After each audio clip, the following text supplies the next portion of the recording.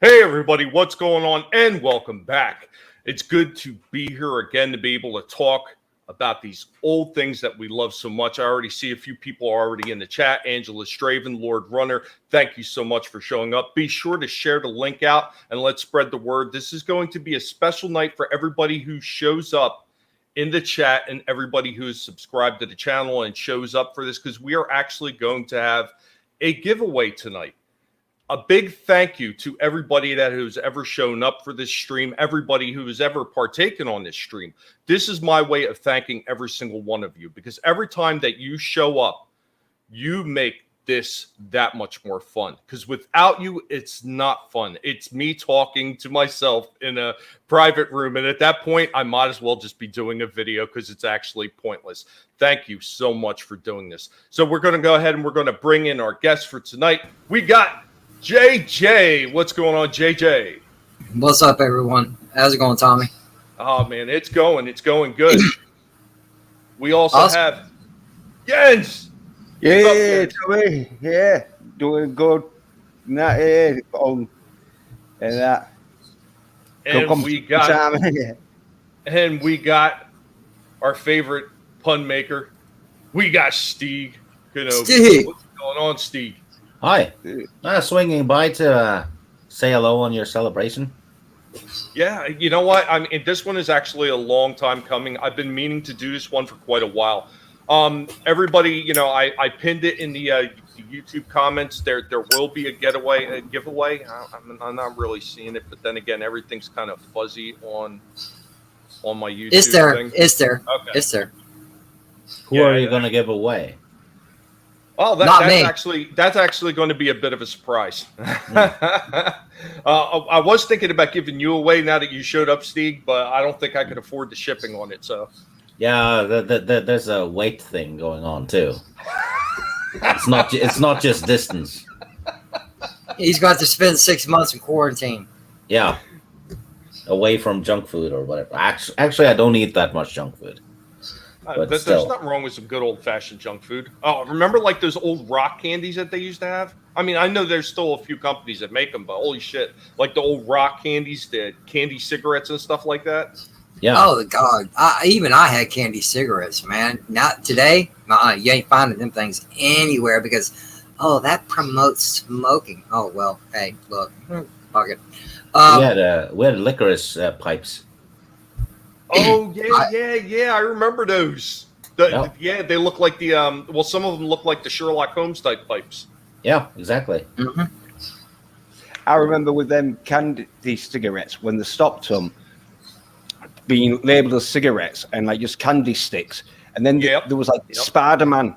And when you're used to seeing like them being as cigs, because they're just white little stick things.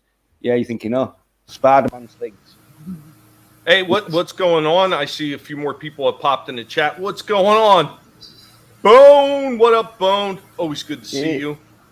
RR is in the house. Lucky number 13. What's going on, RR? And Marby Dog is here. Please share the link out. I appreciate it. We are going to get into the thank you to everybody that's in the chat, everybody who's subscribed and stops by, and it's going to be a little bit of a surprise how we're going to do it, but there are going to be a few prizes that are going to be given away today as a thank you to everybody that comes by, because I do really appreciate it so much. Thank you so much for coming by.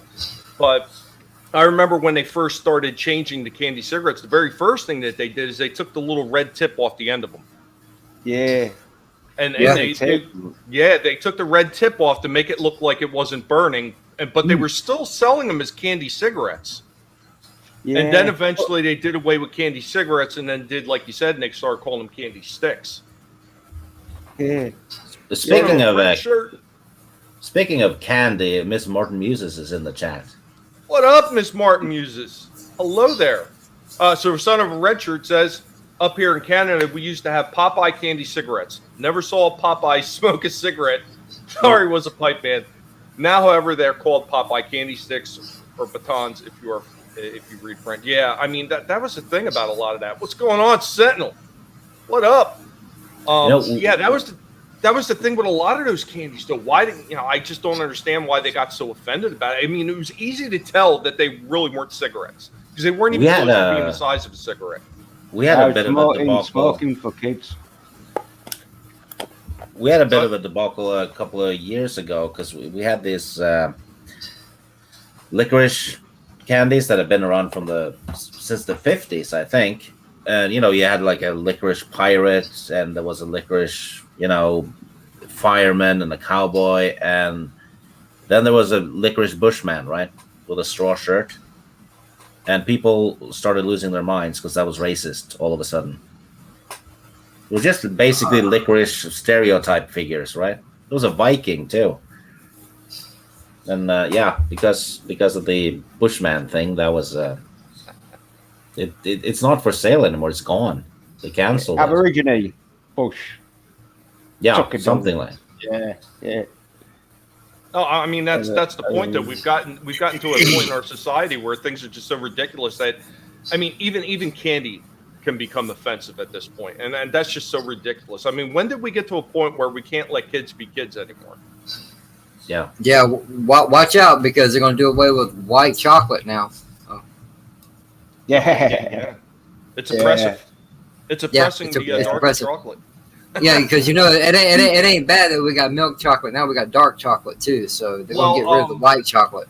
So if they've got a white chocolate bar and they put brown chocolate on top of it, does that mean it's now black facing? Probably, or intermixture. It's Yeah. We had some sweets where it was.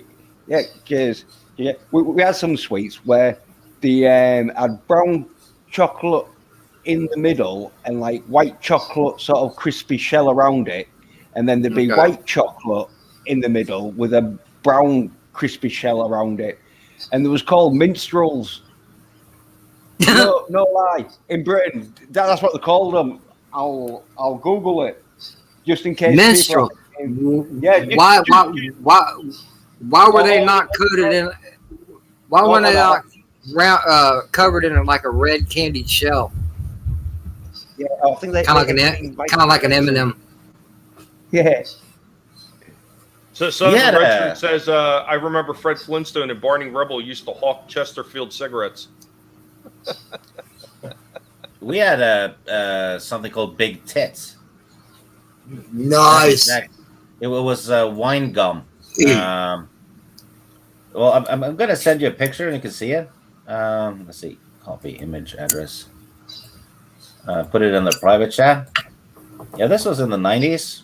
There you go. You want me to share that?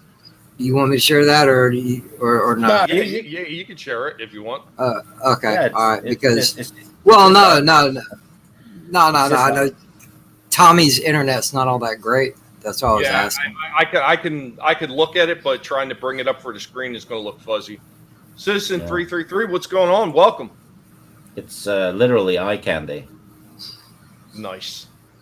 Yeah, Did they have asses too? Kind of. They did. Kind of looks like my ex-wife. Is it bringing back memories, JJ? Yeah, shit. I got pictures, man. I don't need memories. Yeah, but the pictures don't taste as good. No, definitely not. Definitely not. Anyway, kind of off topic, but yeah. It's not that kind of show, folks. Yeah, we had there was a bunch of them. It was like wet diapers. There was dog poops. I'll send you a picture of them. Man, it can't be no worse than the unicorn shit. Unicorn poop. Come on. There you go. Oh, Jesus. Yeah, you see the nipples and everything on the Big Tits one. Oh my God, this is crazy. Is it good? You're gonna love this, Tommy. Really, regardless of what Diggs' puns are, his pictures are sometimes even better. Yeah, you can see the nipples and everything on the boobs. This was, you could get it in the store. Unreal. Yeah, and that ant is pissing. I like that, small titties. Get some small ones, some big ones, some mediocre ones. Yeah. Oh my god. Make me wish I had 3 hands. Oh damn, Jens. Okay, let's get this off the screen before it fucks him up. Uh-oh. Well, we got minstrels, yes. See, that don't really look bad. It's just the names. Oh yeah. Oh yeah, they're real nice. But it was vice versa, where there was like minstrels, but like minstrels, they're like brown chocolate with a brown shell, where vice versa was brown chocolate with a white shell and white chocolate with a brown shell. Right. Yeah, that actually sounds pretty good because I love that shit. Oh yeah. They're like M&M's, but bigger. But bigger? Oh my god. Yeah. What's up, Bear? What's up, Bear? Bear says black licorice is made from licorice fern root extract. I just happen to know how to wildcraft it. And a wild bear appeared in the chat. Wild ghost bear. But yeah, I mean, yeah, we could probably sit there and talk about those candies. Like I remember when I was really, really young. Now my grandmother, because they were, like really old. Let's just leave it at that. They used to give me these damn things called barley pop. Do you remember those? Oh yeah. Never heard of them. Yeah, sugar barley. It's orangey color in it usually. Because I remember the chemist, they used to have like whistles made of them, and so you'd like go down the street blowing your whistle and then eat the like whistle. Well, the barley pops were just strange because they didn't taste like really like a regular lollipop, like you would say. Like remember the whistle pops and everything like that. They didn't taste as sweet as those. The barley pops, yeah, they had like some kind of barley mixture in with the lollipop mixture. They were very strange tasting. Yeah. Well, like the sugar, the barley sugar is more healthy than the cane sugar. I think for your teeth and all. Because I remember they used to sell them in the chemist as like a healthy option. Now, Tommy, let me ask you a question. Yeah, what's up, Wookie? Remember Sugar Smacks? Yes. What was that? Like a barley or they were like pecan. I think they were from pecans or something, if I remember correctly. Okay. Yeah, they had the frog on the box. Dig 'em. Yeah. That's going a long way back. So it's on the plate tonight, Tommy. You got me hungry now. Yeah, well, I mean, we came off. I didn't think we'd be talking about old school candy, but I mean, there's nothing wrong with that. Puffed rice, corn puff. Yeah. There was that too, but I'm pretty sure they had like some kind of pecan or something in it. Because I used to eat the crap out of some Sugar Smacks. Now it's just you're talking about this barley candy, and I'm like, well, what the hell was that stuff? You know what I'm gonna do? I'm gonna have to look that shit up. Damn it all, you're gonna make me do some work. Yeah, it's like a wheat, I think barley, because Sup, man? It gets used in like drinks and that as a sweetener, but I think it's got like wheat, as in it's got beneficial stuff than just sugar. Oh my God, son of a red shirt. I've heard of barley pop, and I've had candy whistles, but I've never had a barley pop candy whistle. That sounds more like a punishment people on the Oregon Trail used to hand out to children. Yeah, it causes dysentery. Of course it does. I do know All circus peanuts. Yeah, it hurt like hell. Well, you know what? There was a thing about circus peanuts, and most places when you picked up the circus peanuts, they're always rock hard, like most of these places. But if you get them where they're actually fresh, they're actually not that bad. Because I've gotten them before they were fresh, they were soft, they tasted good. But yeah, most of the places don't sell them like that. They're old. They've been sitting on the shelf for God knows how long. Can't get enough of that sugar crisp. Yep. Sugar Bear. Yeah, that was another one. Fun Dip still. I don't know if they still have Fun Dip or not. You remember Fun Dip? Don't even sound familiar. Like K-Li with the lollipop. Master Did you just? Yes, what's going on? And Did you just say KY? Got K-Li. It's sugar like sweet flavored got sugar. Fresh roasted peanuts, yeah. Cookie Crisp. Oh, I used to love Cookie Crisp too. All that stuff. Angela Tommy. says, yeah, they still do Fun Dip. All right, here we go. Maybe you can look at it and tell. Because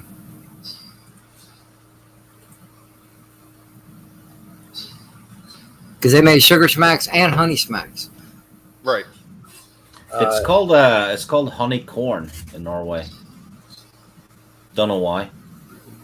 Yeah, because it's not corn. No, it's not. Because corn at all. I remember the flavor of these things. And it wasn't corn. Corn is the word for grains in Norway, but still, it's. I don't know why they changed it. Yeah, because I'm just curious what it is, man. It's all I know is I love that shit. And according to a few of the sites, they say it's a puffed wheat. A puffed wheat. I mean, I always thought there was some kind of like pecans or something in it. It's always had that weird taste, like something like you would get from pecans. But then again, I'm not a cook, and I didn't work for Kellogg's, so I can't say for sure. I mean, that's the problem, though, because the first couple sites you're going to look on, the first thing, obviously, it's always going to come up is going to be Wikipedia. And, you know, I trust Wikipedia about as far as I could throw a 600-pound fat man.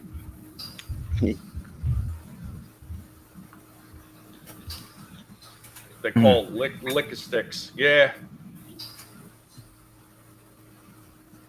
Wheat? Yeah, wheat. That's what the one site says. Tastes like the Popeye cereal. And how you doing, Soul Assassin? But yeah, so sitting there talking on candy, but I actually wanted to get into one of my actual first topics. That was just a throw-out topic right there. And that was actually kind of fun talking about those old candies. I love them old candies. Holy shit. A lot of stuff you just can't get anymore. But yeah, the one thing I actually want to talk about, and JJ, I know how you feel about comedies, and you know, I really thought even then that you probably would have seen a couple of these, but it is what it is. If you know anything about it, or if you know some of the actors, you could chime in about the actors. But so the first one I want to talk about was actually written by John Milius, and the screenplay was done by Robert Zemeckis and Bob Gale. It was directed by Steven Spielberg, and it was done in 1979, and the movie was called 1941. It starred John Belushi, Dan Aykroyd, Treat Williams, Ned Beatty, Christopher Lee, Robert Stack, Lorraine Gary. In case you don't remember who Lorraine Gary is, she was from Jaws. John Candy, yep, and Nancy Allen. Does everybody remember Nancy Allen? Oh yeah, RoboCop. Yep. Yeah. So basically, the premise of this movie is it's a comedy. It's a bit of a spoof. So hysteria grips a California town in the wake of the bombing of Pearl Harbor, and a motley cast of characters attempts to defend the coast against an imagined Japanese invasion. So this one has it does a lot of the ridiculous, over-the-top tropes that you would expect from some of the other movies that came out right around that time, the same time frame. You know, like stuff like like Car Wash did a lot of the tropes. And then just after that, like some of the other spoof movies that we started to see, like Airplane and, much later on Hot Shots and all those. But it played into a lot of those tropes. And the trope was that everybody had lost their mind because they thought a Japanese invasion was coming. And they were doing some of the most ridiculous shit in the world. John Belushi, his character, he was a pilot. It was absolutely over the top. It was ridiculous. And it was perfect. I think between his acting in this and Animal House, I would be hard pressed to pick a winner in that because I really like both of them for exactly what they gave and what the characters were. So, has anybody else seen this one? Best bad movie ever? Yeah, it was a bit cheesy, but I think it was absolutely hilarious for what it was. Yeah, I ain't seen it, but I've seen like clips of it and that, and I just say it's one of them like crazy spoofed up sort of aeroplane-esque sort of like too crazy to be real sort of thing. But yeah, it looks good though. I want to see it. I have some trivia about this one. Go ahead, Steve. The lady who plays Christy Watkins in Jaws, the first victim. She is in it, and it's like a Jaws spoof, and it's a submarine and not a shark. In the movie. Yeah, it's her second acting gig, I think. Yeah, because she winds up on top of the sub when it comes up. Yeah, same actress. God damn, that was God. It was such a good movie, though. I mean. I don't even know what else I could say about it. It was just so funny. I mean, especially the part where they're sitting there. And now, I don't know if a lot of people are aware of this. There's actually certain elements to this movie that actually are factual. They do believe that something flew over California right around this time in 1941, and they started shooting at it. A lot of people say it was a UFO. In this movie, they're actually suggesting that it could have been other airplanes. And they thought maybe it could have been an attack. So that is what they're expecting. That's what they kind of lead into it. And what winds up happening is John Belushi is actually one of the planes that's flying over the skies and getting shot at.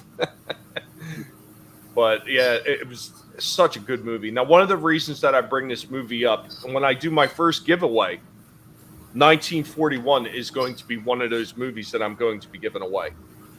Oh, cool.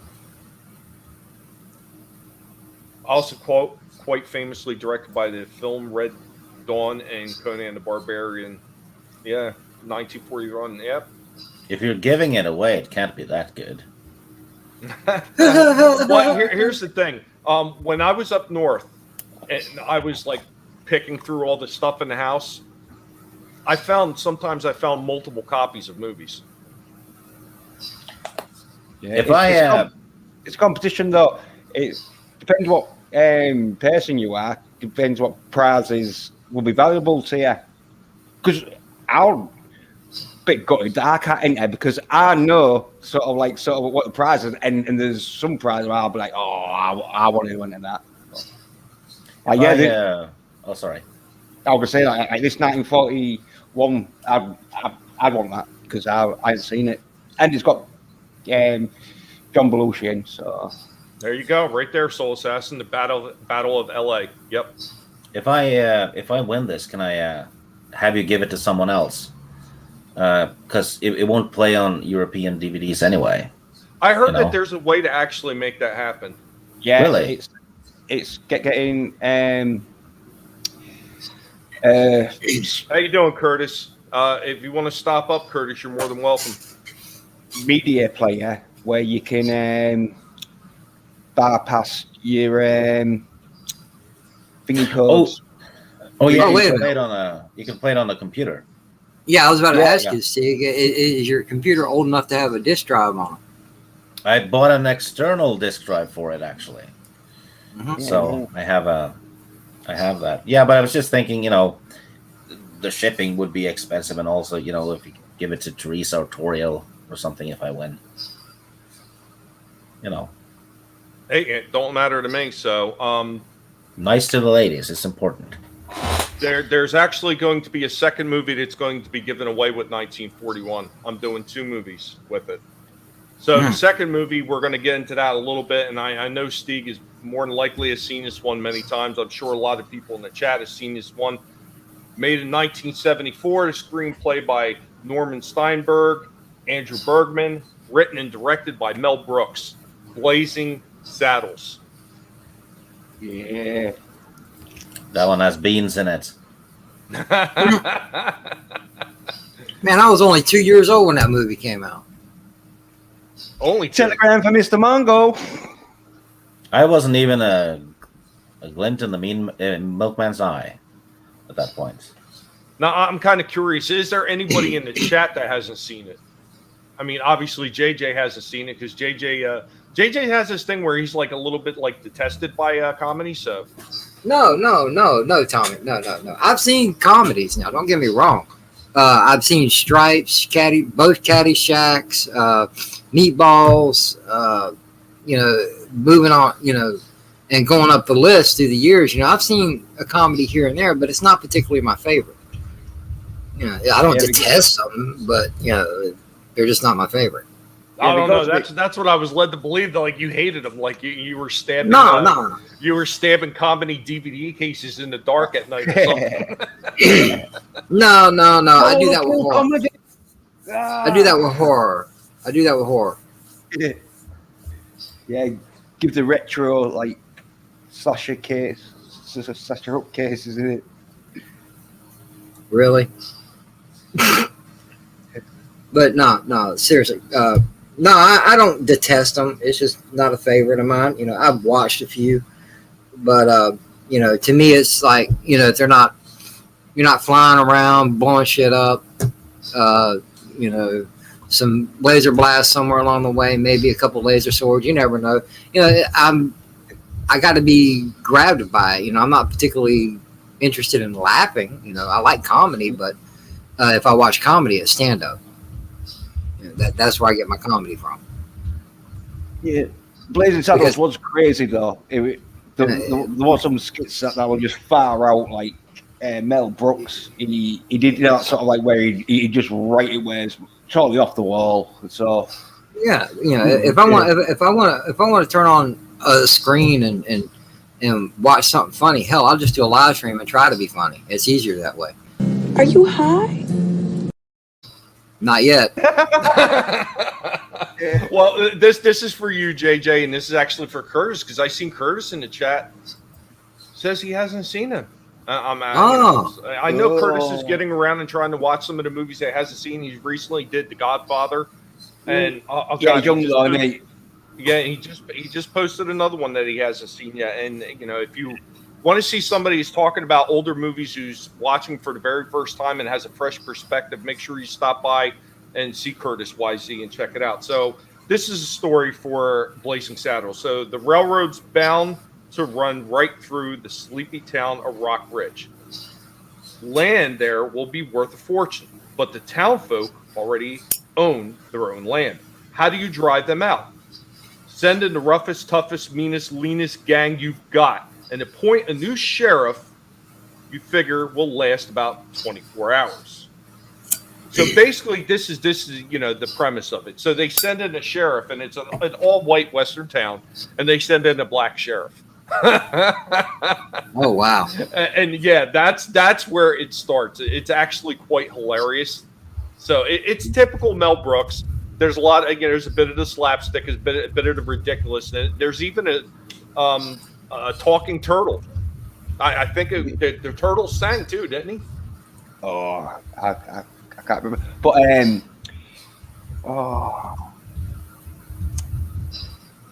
I forget his name. Oh damn. Richard Pryor. He writ Blazing Saddles for him to play. He didn't write it. He co-wrote it. Yeah. He was actually supposed to star in it at first. Yeah, but he had issues. Like I don't remember if it was drug issues. Yeah. What happened? But it was the same thing with History of the World. Yeah, well, I think it was when he set half his face on fire doing freebase and coke, and he was in hospital and that, and that's why they had to get thing in the dude who played it. So Son of Richard says Harvey Korman steals every scene he's in. And in case you haven't noticed, the actor that ties both 1941 and Blazing Saddles together is Slim Pickens. Oh, wow. That's a name I heard in a long time. Yeah, you know, Richard Pryor did an awful lot of work, and Mel really did like Richard Pryor, and he wanted him on this. But yeah, once again, Richard Pryor always seemed to find himself in getting in a lot of trouble either during movie sets or right before movies were supposed to start. Yeah. And it was a very similar situation with History of the World Part 1, because he, instead of Gregory Hines, he wanted Richard Pryor in that role, but Richard Pryor he'd set himself on fire smoking crack or something. I forget exactly what it was, but he was freebasing something. He actually set himself on fire, and they wound up giving the role away to Gregory Hines, which I mean, I guess for some of the scenes actually made more sense because Gregory Hines actually legitimately was a tap dancer. So, are you saying something, Steve? No. Oh, I seen your icon moving. I thought maybe you were muted and trying to say something. No. I was it's probably picking up the sound from the keyboard because I was typing a little bit. Oh, okay. But anybody else have anything on Blazing Saddles at all? Yeah. Who plays you usually with Richard Pryor? Gene Wilder. He does a good part in it. He plays the sort of like straight sort of guy, but with a bit of comedy. But he's mainly there to sort of like be a bit more of a straight guy, and as in like he don't do like loads of laughs, but he does a few laughs in that. Oh, what about Madeline Kahn's performance in this? Yeah. Madeline Kahn did a lot of, she did quite a few actually very good comedy movies, and she actually starred in quite a few with Mel Brooks. I mean, she was in History of the World Part 1 as well. She was in Clue. Oh God, I'm racking my brain trying to remember some of the other movies but she's always played another one of those like over the top characters. I think she doesn't get as much respect as she really did deserve for all the different roles that she did. A great movie it is. Yeah, I enjoyed this one, and it's another one of those movies I could rewatch this one over and over again. It's such a good movie. I need to rewatch it. I haven't seen it in probably over 20 years, so I don't remember anything. So it's if I do rewatch it, it's going to be like watching a new movie, really. So what I'm going to do is what I've been doing lately. As soon as like a woke movie comes out, I don't watch it, but I watch a movie I haven't seen before instead, because that puts me in a good mood, right?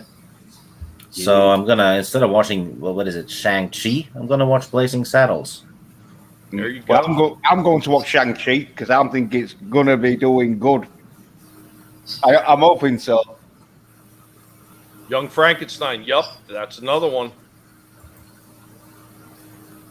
He did so many good movies too. Oh my God. You could probably sit there and do like a hit list of some of the best Mel Brooks movies ever, and you would be hard pressed to find a bad one. I mean, like To Be or Not to Be. There's another one that gets slept on. A lot of people don't know about that. It was so good. Really, Steve. But so in about, I would say 15 minutes, I'm going to ask a question to everybody in the chat, everybody that's on the panel, if you so choose to enter. What I'll be asking is a simple question about me and the channel. What's going on, Mocking? Good to see you, buddy. Thank you. Mocking, what's up, man?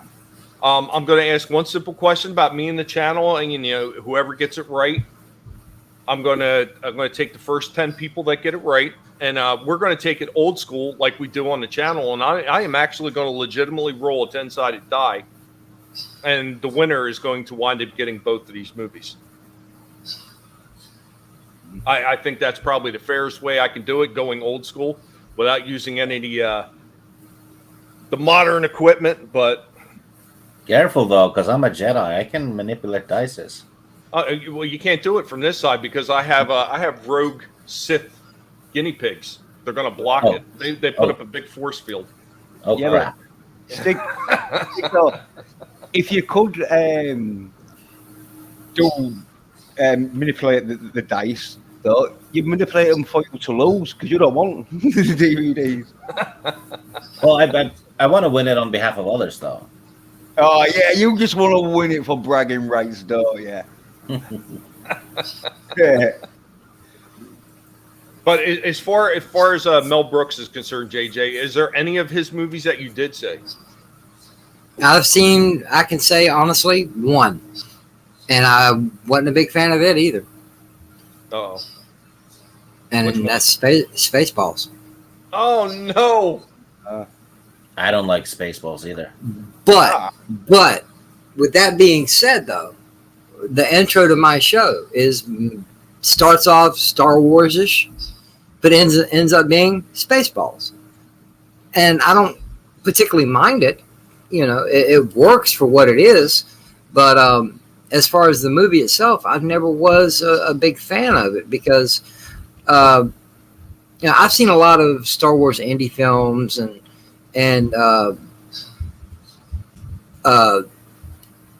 indie films and not knockoffs. B movies. Not really that. And not really making fun of it. I'm trying to remember the right word. Because they did one many years ago. I saw it in school. It was called Hardware Wars. Which I thought was cute, but you know, it wasn't Star Wars. But the fact that in Spaceballs, you know, they're sitting there fighting with wannabe lightsabers, but didn't one of them go limp? I don't remember. Yeah. It was, to me, that was stupid. Spaceballs, the toilet paper. You know, I know that's a knock on at the time and even today. You know, franchising, merchandising. You know, you put the name on everything and it sells like hotcakes. And it just, at the time, it was just stupid comedy to me. I'm like, man, this ain't even funny. Now there were plenty of lines. Chaos Hoyt. Hey, what's up, Hoyt? Jolly's back. Hail the Cotton Connection. What's going on, Snow? Thank you for stopping. What's up, Snow? I think there's actually something you missed about that, though, JJ.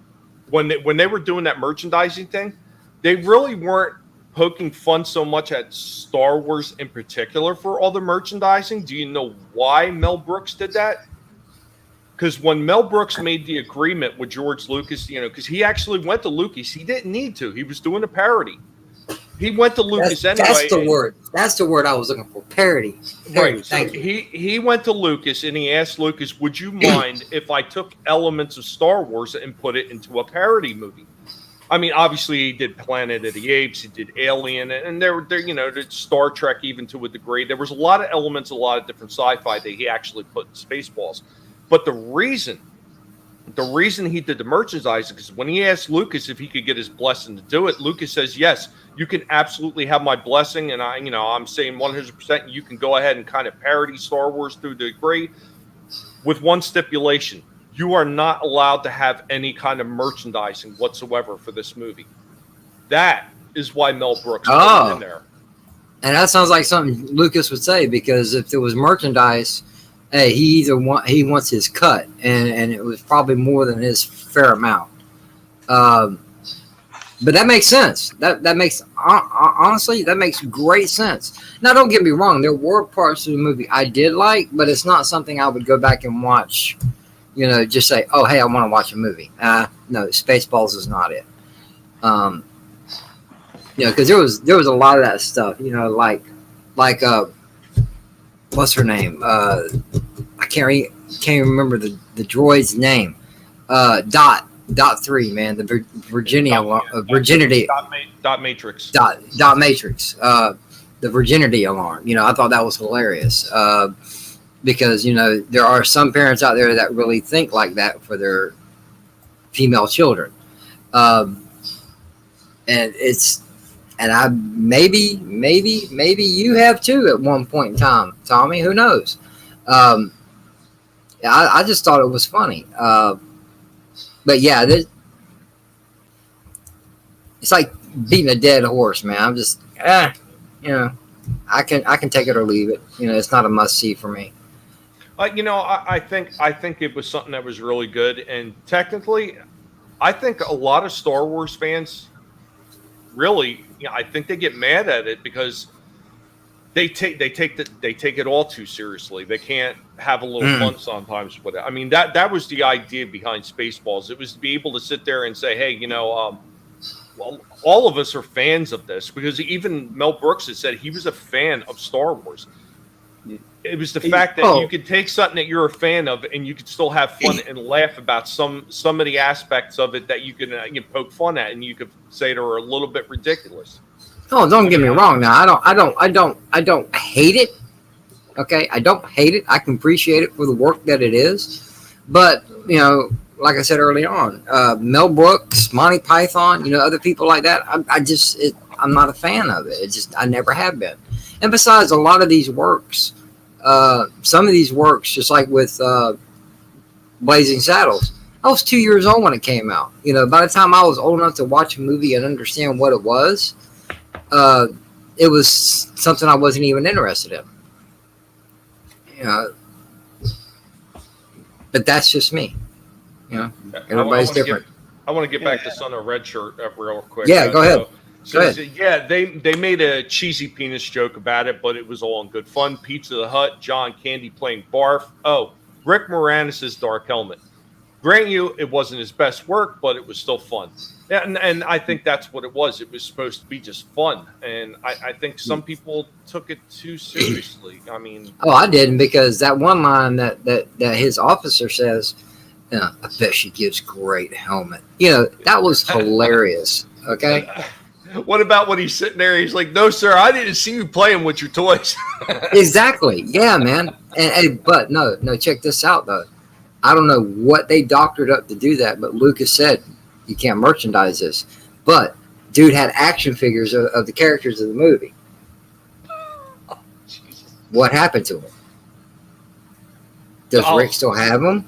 Did Mel keep them? You know, what happened to him? Well, they were all considered props. So right. Yeah, so it wasn't like they were actual merchandise, and that's the only reason they got away with doing that too. Yeah, I didn't see you playing with your doll again, sir. And there was other things like the We Ain't Found Shit. Yeah, we ain't found. And that was Eddie Murphy. That was hilarious. That was hilarious though, because you think about what the friggin' stormtroopers just wandering around on the desert. You know, look, sir, they're combing the beach, combing the desert, whatever, and you got the brothers over there using a big ass hair pick. The others are using actual combs, but the brothers got the hair pick. You know, we ain't found shit. Yeah, that there were funny parts of that movie. I'm not gonna lie, but it's just as a whole, what a fan. Yeah. No, I like it. I'm not going to hate you for it. No, I like it because it does play homage to Star Wars, a bit like And another like Myers, you know, with Austin Powers. Austin Powers. See, I like Austin Powers. I like Austin Powers. Yeah, but it's proper spoofing up the James Bond and spy sort of. Genre. Yeah. But at the same time, though, it's also like paying homage because you can tell Mike Myers has watched a lot of spy and James Bond movies because that's how he can. And so, even though it's taking the mick out of that sort of thing, genre. But it's still paying homage, as in like the make it good, as in they don't do it any disrespect. If it's like when you like them sort of movies. Mm-hmm. What's up, Shifty? What's going on, Shifty? Welcome. Yeah, the Donner alien bit was good stuff, and if you guys didn't know that, that was the same guy from the Alien movie. Yep, same actor. Yeah. Same actor. Yep. Somewhat hair. Check, please. And the alien doing the "Hello, my baby, hello, my," that was probably a Looney Tune ripoff. With the frog. The from one where Warner Brothers, I think, right? Mm-hmm. Yeah, I think so. The worker finds a frog, doesn't he? And then every time he takes the frog to the audition, he just ribbit. My favorite line of the whole movie, of the entire whole movie, is Spaceballs. What am I, surrounded by assholes? Mm-hmm. That's actually it's kind of funny, and talking about this movie a little bit because I haven't put the video up on my channel yet, but I'm putting a video up to talk about the new additions that actually came into the Guinea Pig Collective, because I've never officially announced it on my channel. So one of them is named. What new additions? The guinea pigs. Yeah. So one of them is actually named after a character from Spaceballs. So eventually, when I put that up on the channel, for those who are not in the know, they will find out what his name is. So. So we know it's a boy. So we can just narrow that down. What, one of the guinea pigs? Yeah. You didn't name him. You didn't name him Scrooge, did you? No, nothing like that. You didn't name him John Hurt from Aliens. That was a dodo. The chest burster comes out of John Hurt. That's his name. What you just said is one of the most insanely idiotic things I have ever heard. At no point in your rambling, incoherent response were you even close to anything that could be considered a rational thought. Everyone in this room is now dumber for having listened to it. I award you no points, and may God have mercy on your soul. Yeah, the chest burster dude is not John Hurt. Yeah, the chest burster from the first Alien was not John Hurt. Yes, it was. Vincent Was it? from 1984? Yeah, go on, Stig. Cheers, mate. Yeah, it absolutely was John Hurt. Oh, I'm gonna have to go look this up now. You guys. But the guinea pig, though, is it Jenkins? Jenkins. Yeah, one of your guinea pigs is named Jenkins, isn't it? Oh, Jenkins is he's already moved on. Yeah. Yeah. There's never going to be a Jenkins number 2, is there, Tommy? No, I don't do that kind of stuff. I know other people they'll rename their pets and call them the same thing. I won't do that. Nope. I did remember one of the pets' names, though. That counts. Yes, it does. Spaceballs told me to never get the special and go with the soup. Yep. Always stay away from the special. It's never a good idea. Yeah. So, wow, it was John Hurt. Okay. Son of Red Shirt also says British actor John Hurt also was the Elephant Man. That was actually a really good movie. I mean, if you like something that's like a bit of like a drama, it's telling the story of this guy, John Merrick. Yeah, that was a horrendous story. I mean, it was a David Lynch movie. It was crap, no action. Anthony Hopkins in it. Yeah. There's no action, though. Spoiler alert. The Elephant Man pusses out at the end and commits suicide.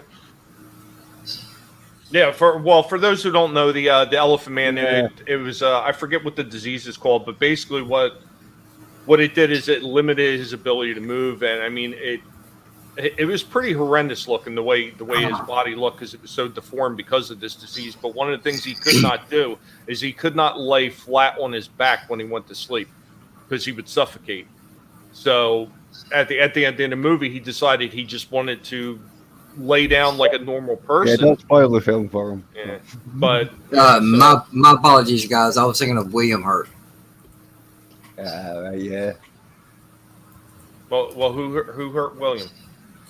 Well, no. When I said that's not John Hurt, I was thinking of William Hurt. Yeah.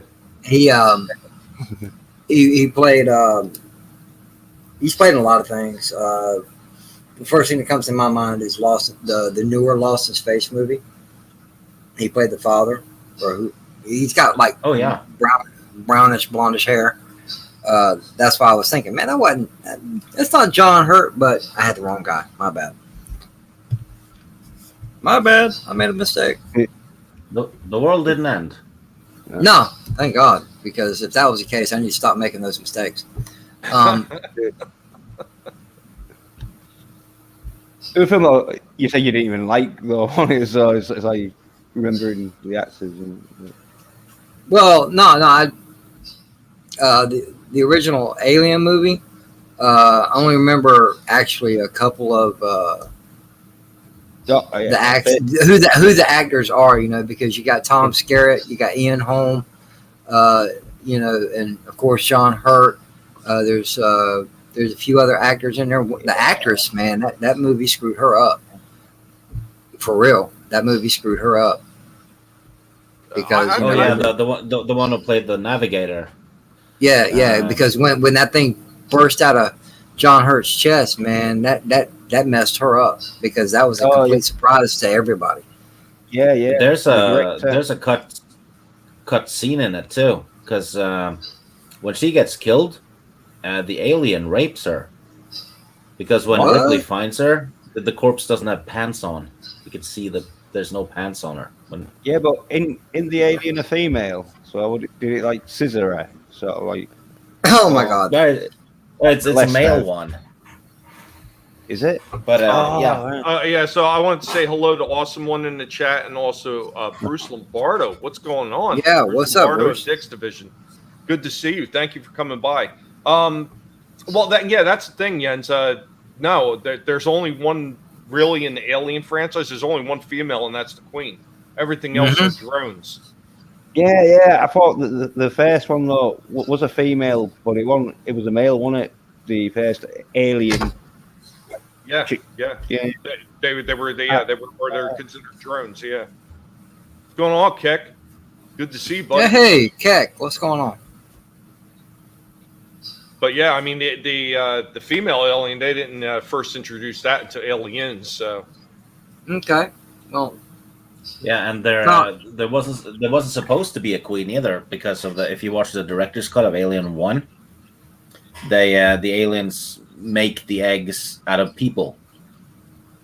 But James Cameron didn't know about the director's cut stuff, so he came up with the alien queen. But Ridley Scott later said that the alien queen was a better idea. Mm-hmm. I agree. Yeah. Yeah, I think it actually makes more sense, really, when you think about it, because then it works more like a hive. Because I mean, that's essentially what they are. They work like a hive. They put their captured prey in a like a hive thing, like almost like in webbing and everything like that. So I mean, to treat it like something that would be considered in that same vein actually makes a lot more sense than to say, well, they created out of the people they capture, because what, at some point. There would have had to have been a time before they captured anybody that there was no way they could have made eggs then.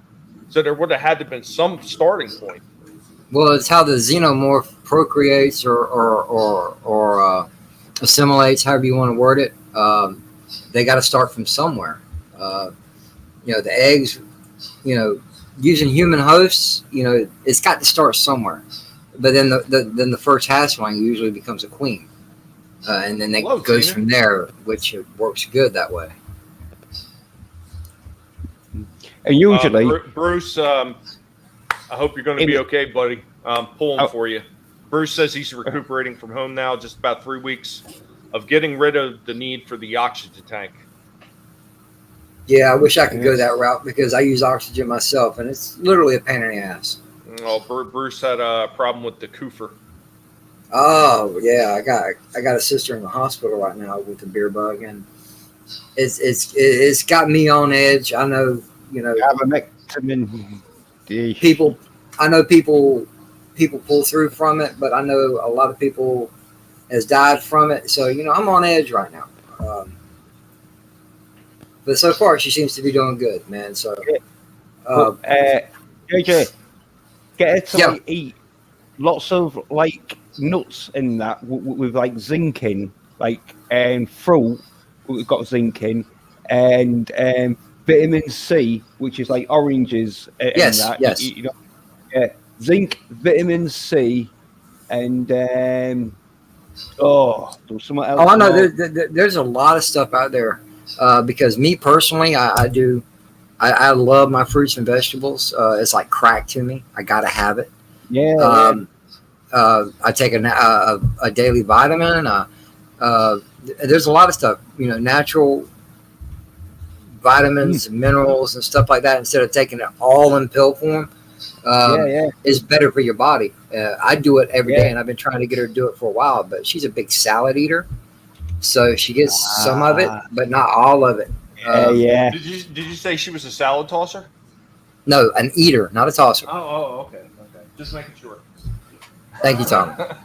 So back on the rails. You're almost an hour in, Tommy. So you got a question for us? What's up? Yeah, well, it's competition time and all. Are you setting it up, Tom? Yeah. I'm setting up for the giveaway. So, in case anybody just walked in, in case anybody just came in and you didn't see the pinned comment, we are actually going to be doing a giveaway today as a thank you for everybody that has stopped by the channel, everybody has subscribed to the channel, and everybody is adding to the chat right now. I can't tell you how much I do appreciate it. And anybody could just say it all the time. So I figured I was going to do something to prove how much it meant every time that you guys come by, because it does mean a lot to me. So I was going to do a giveaway. So in case you missed what the first giveaway is going to be, the first giveaway is going to be, God, if I can grab something without knocking everything over, Blazing Saddles. Why didn't you use an actual tote instead of just a top? In 1941, because I got stuff underneath it. Because you're hiding stuff. Okay. Yes. I'm working in a limited space over here, and Vinny, what's going on, Vinny? Hey, Vinny, how you doing? Decide you want to stop up, Vinny? You're more than welcome. I believe you're in one of my chats that has the link, or I might even send the link to you. But this is just my way of saying thank you to everybody that's come by, everybody subscribe, everybody. It makes every one of these retro discussion panels and these live discussions so much fun, because every time you come by and you add stuff to the chat, you just don't know how much it means. It really does mean a lot, and anybody could say it and anybody could just claim it. But like I said, I'm gonna prove it by starting off with this first giveaway. So this one is going to be real simple for anybody who knows me, anybody who's been around the channel long enough. First 10 people that get this right, Jumper could be holding him up. Yeah, you know what? I would go get Jumper right now, but I don't think he's in the mood to come out. He's agitated. But anybody that's ever come by the channel, anybody that knows me, anybody who's watching any of my videos, you're going to know this one. What is my favorite franchise of all times? Could you made it any easier? Come on, bro. Yeah. Stig just gave the answer. You could have done at least. Well, I'm gonna have to change it now that you did that. Yes. Hell, Tommy. If you're on the panel, you should have put it in the private chat. I thought. Yeah. Sorry. Yeah, Tommy. He wanted in though, didn't he? He's like, yeah. Tommy, man. Anybody that knows you, they ain't even got to watch the channel. Anybody that knows you knows what that is. Oh, and figuring all steak though, we're like about a 10-second or something fucking delay, and so we have that 10-second fucking advantage on people having to type it in and that. So that's why I'm not entering, even though I'd love to enter, because I'll fucking blue blazing saddle. Move out of that seat and I'll split your lip.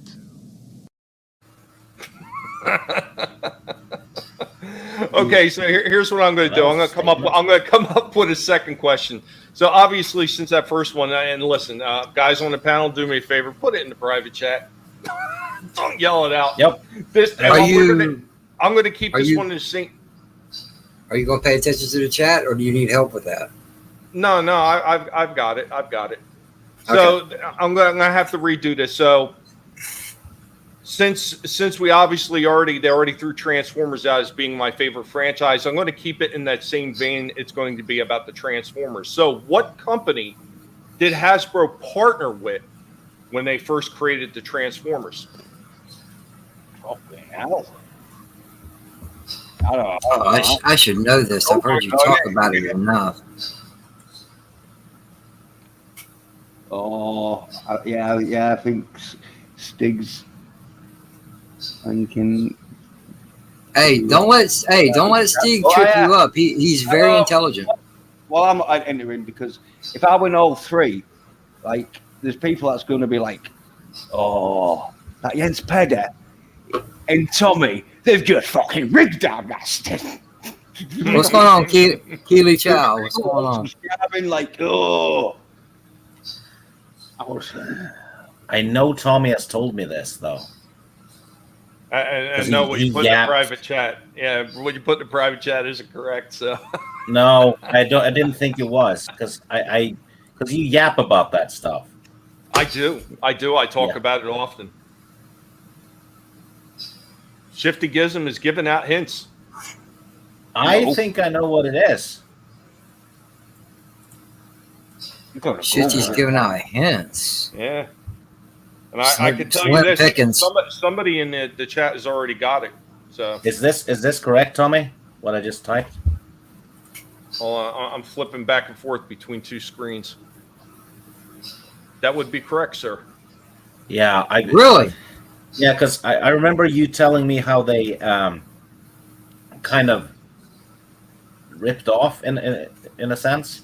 Well, what had happened is Hasbro went to Japan. And they seen what this company was doing. And they decided that, they could bring their two different lines over to the U.S., rebrand it, and create the Transformers. And they weren't the only company that was doing that. At the same time, Tonka was going over to Japan, and they were talking with Bandai. And that's when they brought over G.I. Joe under the Tonka name into the States. And that's when they started giving it. Before then, they were just like simple names, or most of them were just numbers. Like there were a number like 0. It was Machine Robos. It was MR001 and so on and so on. And that's actually how the original what became the GoBots were labeled as. So before they had names, they were just So far, only two people have it. Well, we had a talk about this just probably a month ago, right? We were talking about action figures and the like, Tommy. Shit, we just talked about it last week. Okay, in case you haven't missed it, I'm gonna hold it over for, let's see, how much time have we got left on that? I will hold it over until 1:05. Oh wow, I'm sorry. 7:10. Jesus. I'm thinking 1 minute and 5 seconds. Yeah, I'll hold it open until 7:10. If anybody else gets it, that means there's only going to be 2 people that are entering. I could technically put somebody else's name in there because even though they didn't say it outright, they did say it partially. Yeah, I'll just give it to the chat, man. I can explain in the. What's going on, Vinny? Where are all the white women at? The white women are gone. They're not. They're not here. Yeah. Take your vitamin C, your vitamin D, your zinc, and your ivermectin. Yeah. All right. So don't let the globalists. So I'm not sure how I want to do this because there was somebody else that got it in the chat, but they didn't say the name outright, but they did kind of say the name in a side mention. And that was I see which one. Yeah, I see that. I see. Bone said, I thought Takara made airbags. So yes, the name of the company was Takara. Bone, it's up to you whether you actually want to be entered or not. By all means, if you want to be entered, you can be. Otherwise, I'm going to be rolling for 2 people to possibly win.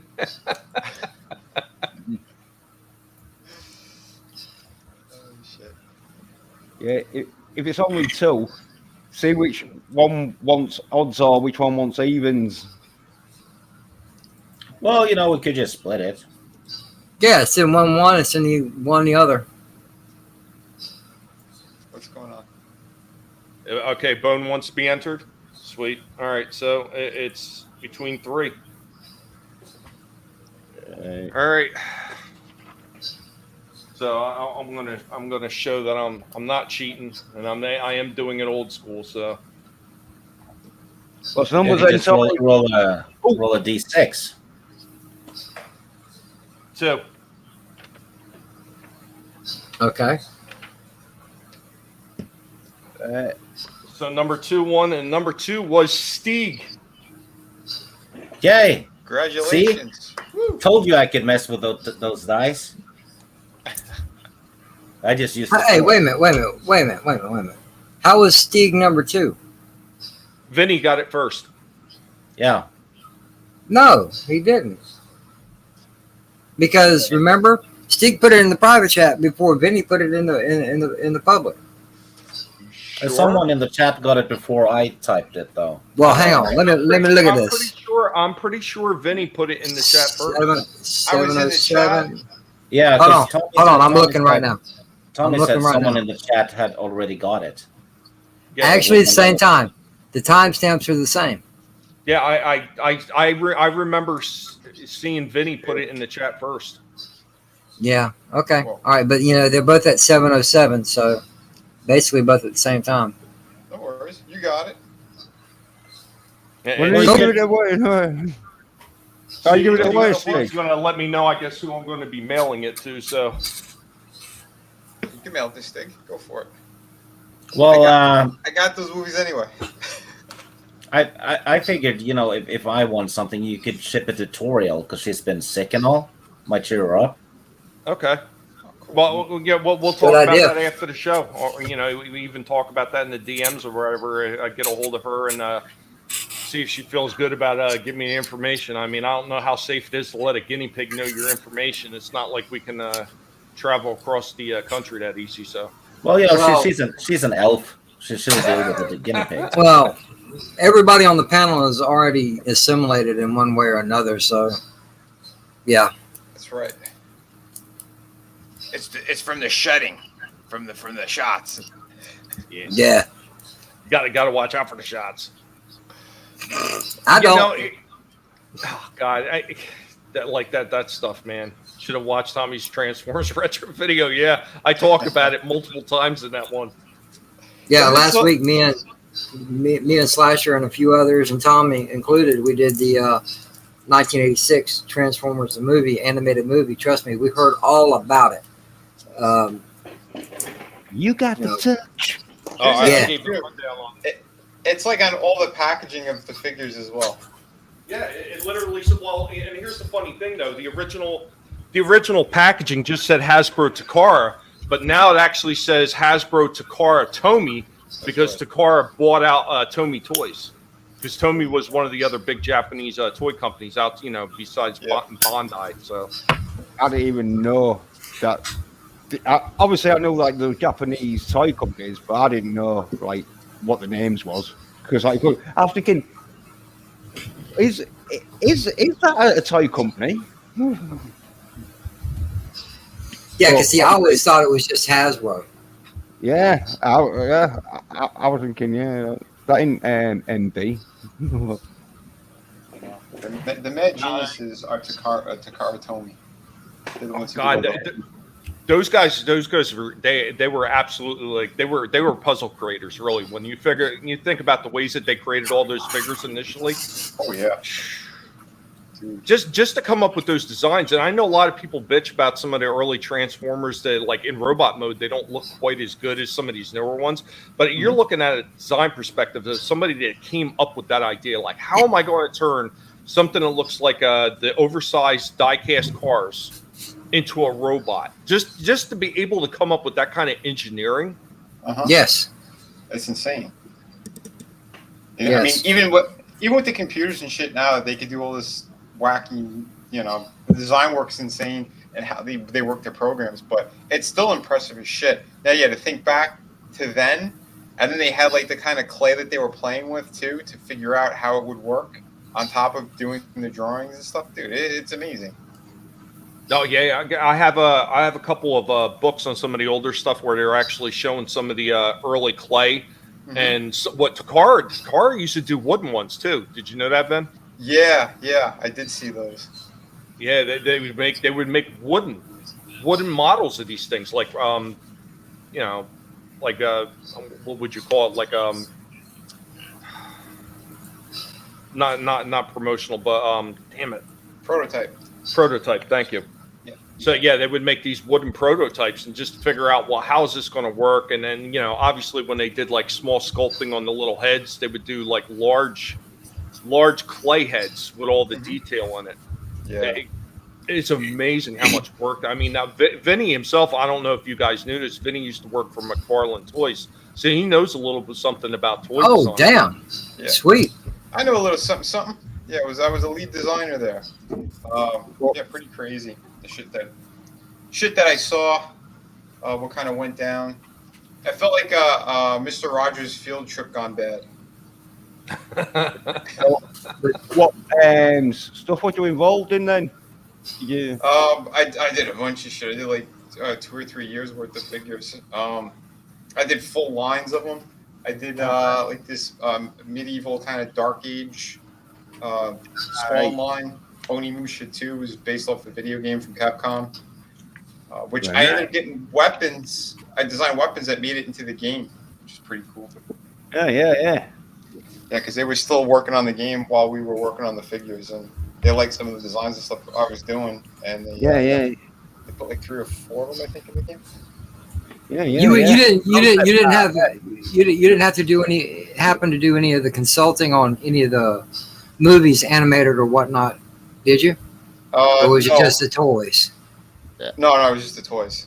Yeah, I think you sort of like doing mostly the concept art and that of it. Are you? What's that? That you just like drawing the like toys and that the concept art sort of thing. You're not like just sort of like giving the go ahead and that like, oh yeah, right, we're making this, we're not making that. No, Todd, he had the final word on what gets made for sure. But I did save that toy line out of the trash, the one that was based on the game, the Onimusha one, the Samurais. When I came in, I literally took it out of the garbage. I'm like, why is this folder in here? I was like, holy shit, this is Onimusha? They're like, yeah, it's some video game. We got it wrong, because the 2 brothers who kind of ran the design studio was over in Jersey, and they were kind of douchey. They didn't know anything either. And I'm like, you know how much the first game made, right? And he's like, what? I said like the number. I forgot how many millions it was at the time. And like the guy was choking on his food and spitting it all over the table. What? I'm like, yeah. Like, dude, how could you be throwing this in the trash? Because, Todd, we had our own Samurais that we made instead. I said, what do you mean instead? He goes, they passed on the first video game. Tell him 29. Thank you for coming. I'm sorry you're not going to stay. There's going to be 2 more giveaways as this panel, as we move on and we go through different topics. Everybody who's staying and is going to be part of the rest of the stream, you will actually have the chance to enter. Unfortunately, since Steve won 1, he ain't going to be able to enter into the other 2. So, but it's going to be open up to anybody as long as they haven't won. So, thank you for coming, and I'll see you next time. And the means of destruction, what's going on, buddy? Thank you for coming by. And Tina's saying I received Through the Woods just before the weekend. I haven't had a chance to read it, but the artwork is gorgeous. Oh, nice. Thank you, Tina. I'm so happy that you got it. Sweet. I hope you enjoy it. When you do, let me know, and I'll pass over the message to Frankie as well. He's the co-creator and writer of the book. I cannot wait to see what you're doing with that Shadow of the Kraken. I can't wait for that project to be done. Oh, dude, yeah, I got a couple more pages done this week. Oof, I can't wait for you guys to see it. Yeah. What's it about? Shadow of the Kraken is a pirate. Oh, ship. I thought you said you were leaving. Oh, you just got here. Oh, well, hot damn. I misread that. Sweet. Stories by Irish. What's going on? Stories Okay, by I see. Irish. That's a name I ain't seen in a while. Yeah, see, I misread it. I thought it said got to go. See, I misread that. See what happens? See what happens when you don't read things thoroughly? You just told him to go. Like, bye. God damn you, Steve. God damn you. Oh, the puns are about to begin. Great. Don't make me get started. Is your avatar, you like pirate doors? Is it just one you've like designed yourself? You know, when you No, that avatar, is that part of the book or is that just a custom creation? Oh, my avatar? Yeah. Oh, yeah. It's the book. Yeah, right. Yeah. From Yeah. the book. Yeah. All my right, yeah. apologies. Yeah, Sorry, yeah. That looks cool as shit. Yeah, that's some great artwork. Yeah, I'll put the link in the private if you guys want to take a look at it. Yeah, because I back a few books myself, and believe it or not, I'm not a book person. I don't read. And for anybody that starts asking, yes, I know how, but I just don't. But I back books for the art, not the story. And I've seen a lot of killer art, and that looks bang up, Vinny, for really. I love it. Thanks, man. Yeah, I do it all. I do pencils, inks, full paints. Yeah. You do traditional or CG? In other words, I do pencils, traditional pencils and inks. Lately, I've been doing digital inks because it's a lot quicker, and I do all my colors digitally. But I kind of approach it as if it's an oil painting. I don't have like a million layers like everybody else. I have like just a handful. Okay. I do the same process as if you would do an acrylic painting or an oil painting. And I do like background first and build up. Okay. Tremendous amount of work that I've been doing. Shadow of the Kraken's campaign number 6 that I've done so far. Now Through the Woods is a hardcover book. That ships immediately. That thing is killer. Yeah, he's got Through the Woods. He's got City of Venus, and he's got 2 art books. That are still available. So I could drop some links in there for you guys. Damn. If you want to check it out. Oh yeah. 321 backers, man. Awesome job. Thank you. Awesome. Grab Through the Woods for you as well. Oh, dude. I mean, and that's the one thing that you like to see is you like to see like the artwork that actually reminded you when you were a kid. The type of artwork that was fun to look at, not like some of this weird, like I don't even know what to call some of this, like Rick and Morty looking like cartoonish comics. It's terrible, dude. What these people have been doing, absolutely terrible. I love like the European books, like the French style books that they're hardcover, they're on sides. Like, so I was just gonna say that it looks very French. Thanks, man. We used to get a lot of French comics up in Norway back in the 90s and 80s and stuff, and that was the first thing that kind of struck me. This looks familiar. Would you agree if I said it's kind of French comics mixed with the old Savage Sword of Conan? Oh yeah, I'd take that compliment any day. That's the vibe I got. I mean, that guy in the shark, that's he's dead. Thanks, man. Oh yeah, he definitely is. So is it like set around one main character with a crew, or is it set around a crew sort of thing? I kind of focus on 2 characters. It's that one you see. He's my avatar. His name is Nathaniel James Callan. Vinny, could you share the Indiegogo link? I mean, I would pull it up myself, but My computer would probably like stop on me. Yeah, because I have my I got my external hard drive on too right now. 1 second. Because I have 3 active campaigns. 2 of them ship everything immediately. Shadow of the Kraken I'm still currently working on, but I'm trying to get it done for like the end of the year, bleeding into early 2022. Second. Wookie. Really? Because my art would totally remind you of finger painting in mud puddles as a kid.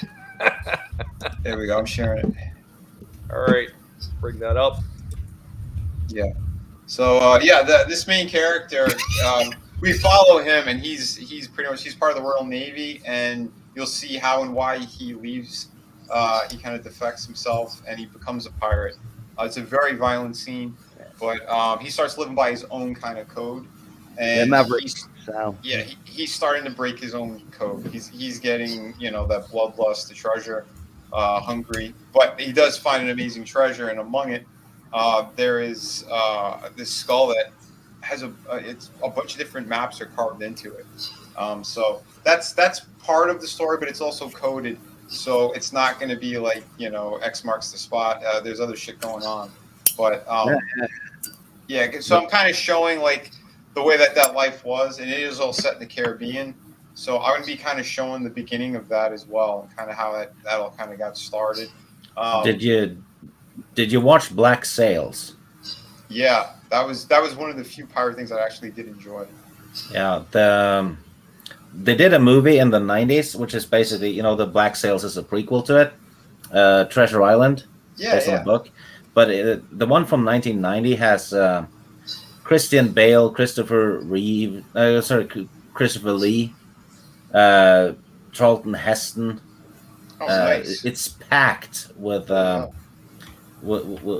stars, and it's if you want the best sequel to Black Sails, that's the one. That's fantastic, and it's called the same thing. It's Black Sails. It's called Treasure Island. That version of Treasure Island. I got you. Yeah, John Silver is the antagonist. In Yeah, it. And they're looking for Flint's treasure and all. Oh yeah, I love all that stuff. I've loved pirate stuff since I was a kid, and there's only a few that have actually been really good, at least in my eyes.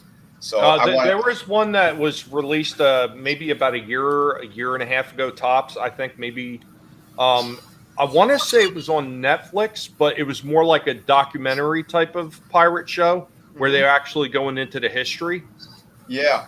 That one was really good, but they did it in a way where it wasn't just like, an overview of the characters. They actually had people actually on screen portraying them. So it was like a reenactment with the narrative going. So, yeah, that was really nice. Yeah, it's hilarious. After I was doing all my research, I started working on the book.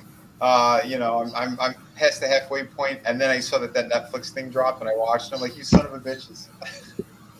Like, almost everything I looked up was this, the research I've been doing, they put it all into this Netflix thing. Well, almost all of it. Yeah, there was a few things in Black Sails I could have did without, but Yeah. There's like 1 or 2 elements that was like, why did they do that? Like, it made no sense to the story. Yeah, I could have did without seeing Twinkies flying around on the screen. I'm just saying, maybe that's just me. I could have cared less. Yeah. If I wanted to see that, I would have went to a meat store and looked for sausages.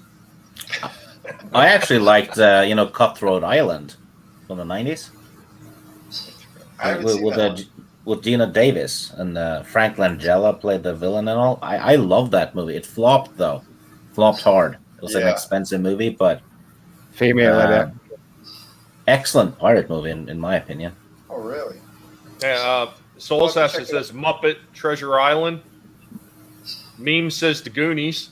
Would you consider? I guess you would consider that a pirate movie because it really does end with the whole pirate thing, and it starts with the map. So I guess that would be considered a pirate movie. And Shifty Gizm says Black Sails is great. Yeah. They did do a good job with that. Well, you got another backer, Vinny. Oh, thank you, brother. I appreciate that. Hell yeah, man.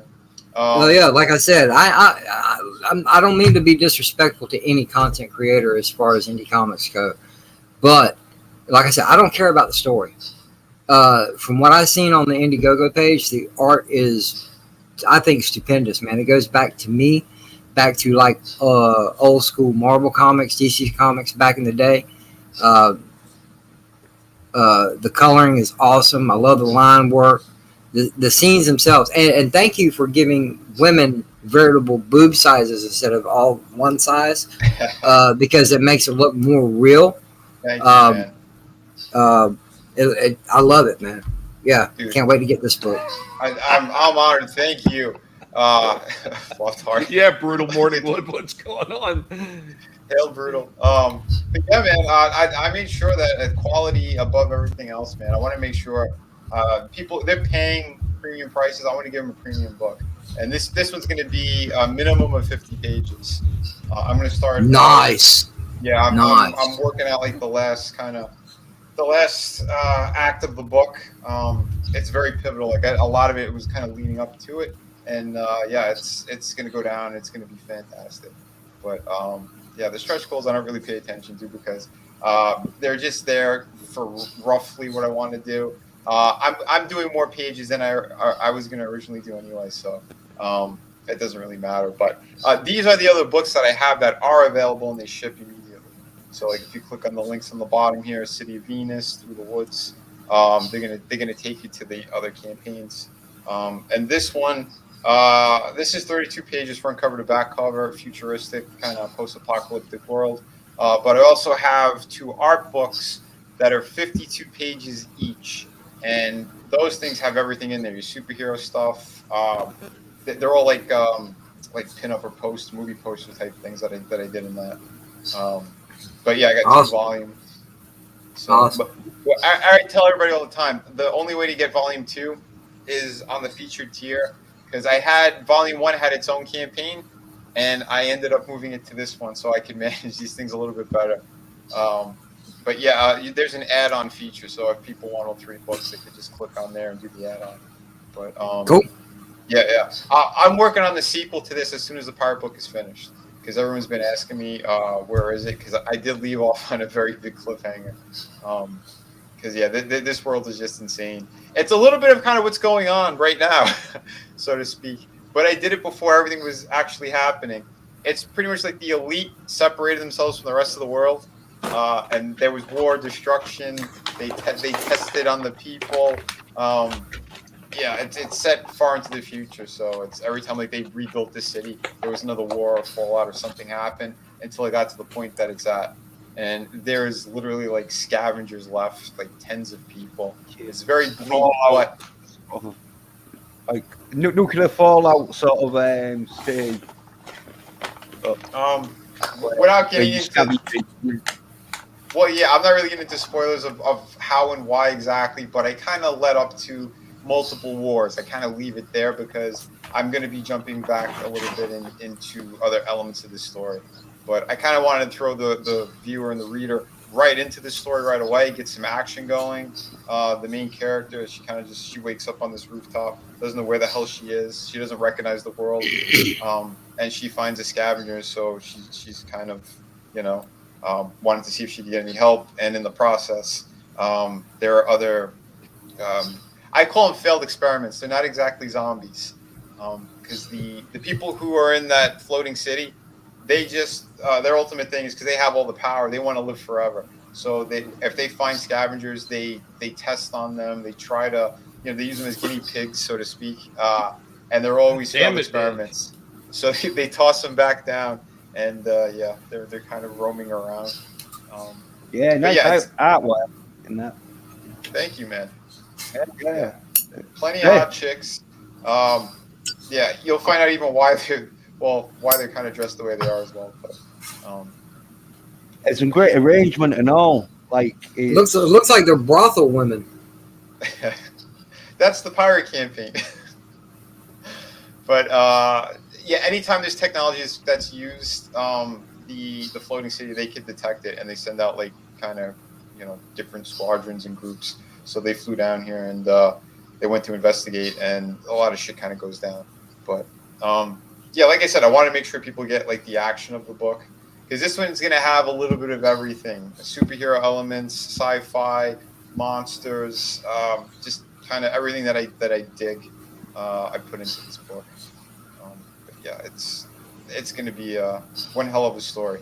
Well, you can tell with every art project. All right, you can tell with every indie comic.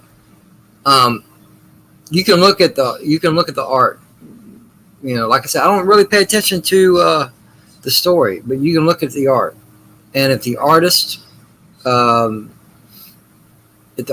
loves what they do, he or she, it doesn't matter. If they love what they do, it's going to be an awesome book. If they feel like it's a job, the art lacks. Yeah, I agree 100%. 100%, man. You got to put your heart into it. If you don't, what the hell are you doing? You know? Exactly. I want to say hi to a few people that popped in the chat. I see LDG Geeks Enjoy. Hope all's well. Have a great stream. Been down in weather today. Good to see you. I hope you get better, LDG. I know you've been having some issues with everything going on. Pop Culture Mechanic, Yellowbeard, what's going on? Welcome. Small Time. Captain Ron, what's going on, Small Time? RR said the Voyage is a Sinbad. Oh, God. Yeah. And then Citizen 333, my name is Guybrush Threepwood. I'm a mighty pirate. Nice. I like that.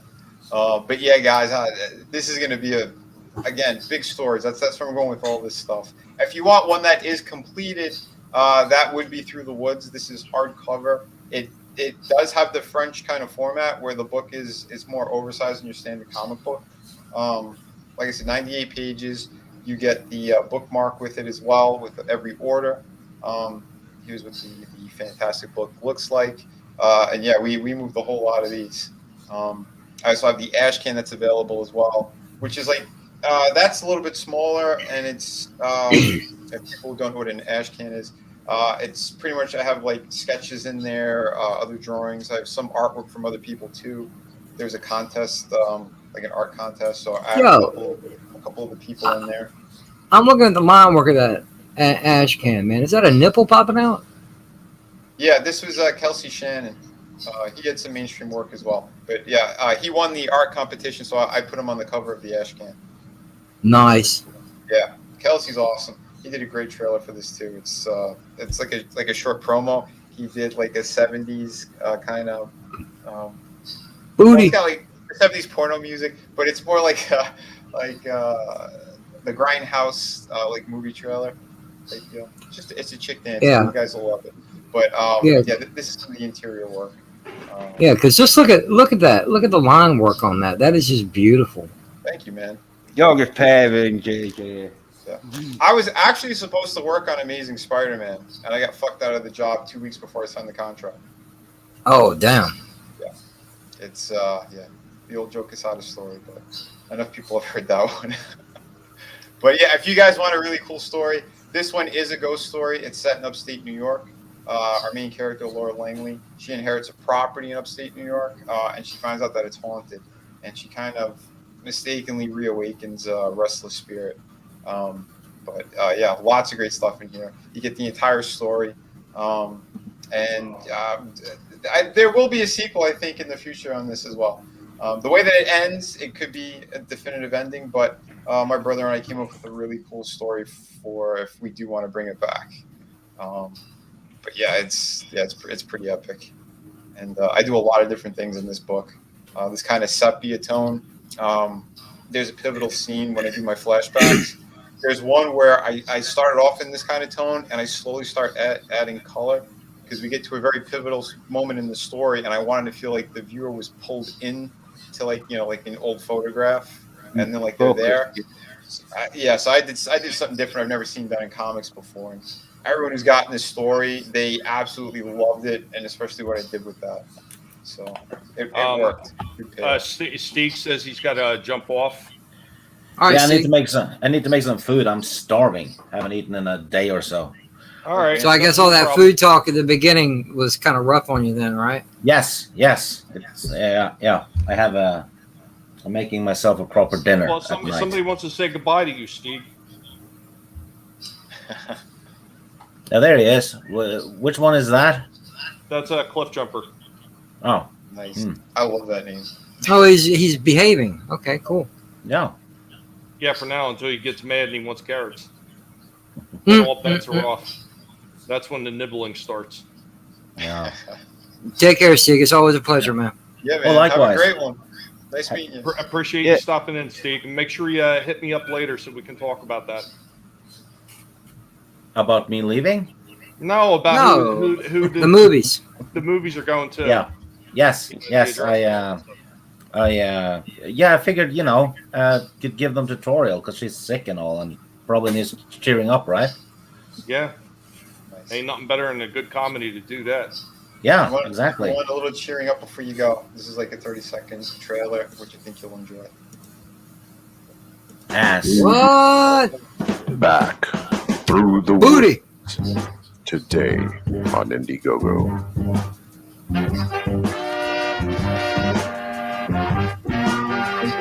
The guy who did the Ash Can cover, he did that trailer for me.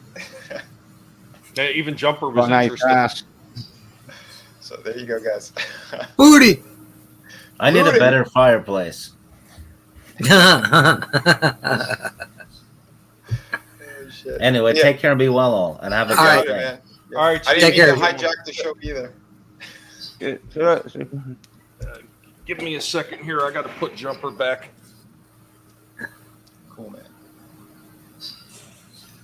RR's like, that's a trailer. Yeah, usually when I play it over on my channel, I do it at least 3 times. I wonder, was that someone he knew or just some random shit he found? I think he got it from a movie. I think it was maybe Cabin in the Woods or something. Mm. Not 100%. Yeah, we could only hope to know someone that nice looking. Right? I know a couple, but they ain't gonna dance in front of a fireplace for me. My God. We need more of that. I love those trailers. Do you do those trailers, or do you have Red work on those trailers for you? Well, Red does the longer ones for me. And my brother had done a couple of them as well, where he just does like the music and the sound effects, because he does it like through the iMovie on the phone. Oh, okay.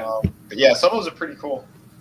But yeah, Red usually does like the bigger, more badass trailers.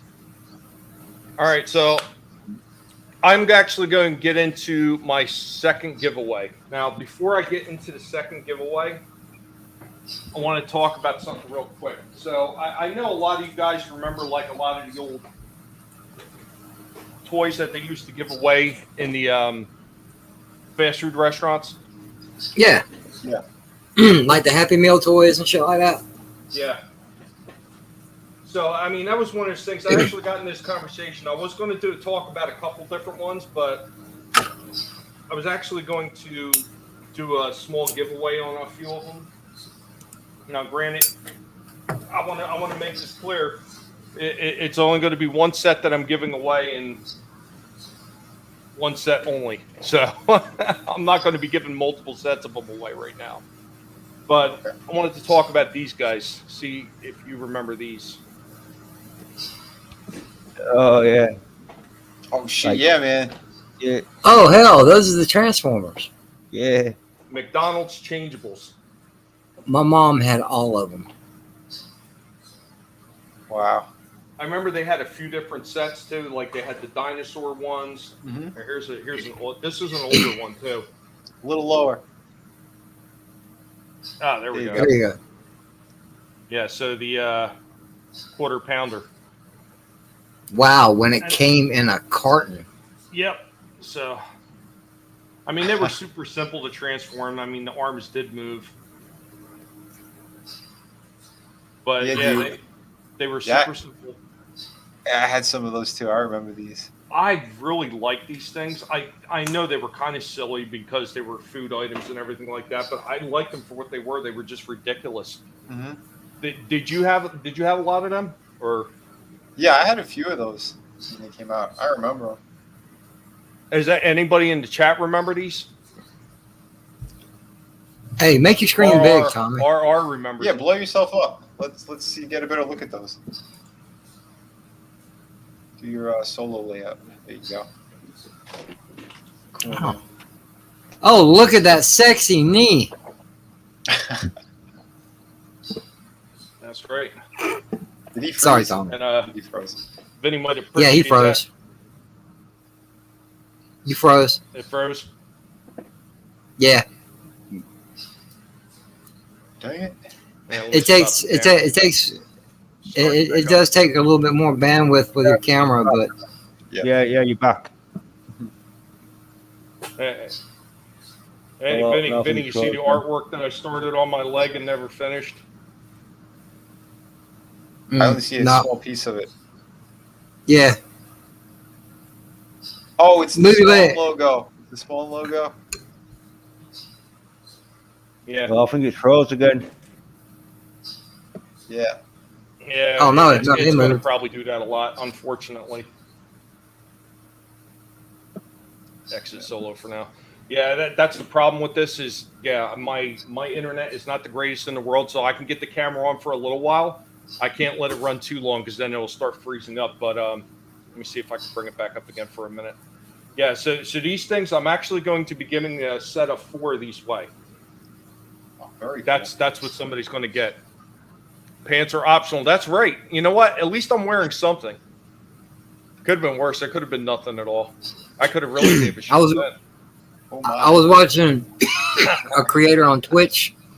I was watching a creator on Twitch a couple weeks ago, and she was talking about something, and she started to reach over to grab something, and lo and behold, did we get a thong shot? I'm like, yeah, I like that. I like that. Yeah, one of the apartment complexes where I lived at when I was younger, I saw this. I mean, this was a smoking hot chick who she was just packing up. She was moving there, and she had on this tiny little skirt, and she's leaning over in her car. She crawled in from the side, from the passenger side, and you see everything. I was like, holy hell, thank you. I needed a pick me up. God bless women. Oh yeah. So I'm going to make. I don't know if I should make this one too hard because everybody seemed to have a hard time with that Transformers one. Well, that was quite hard. Well, you asked in the beginning, what's my favorite franchise? It's like, duh. Yeah. It's like, hey, what color is yellow? You know, that's how easy it was.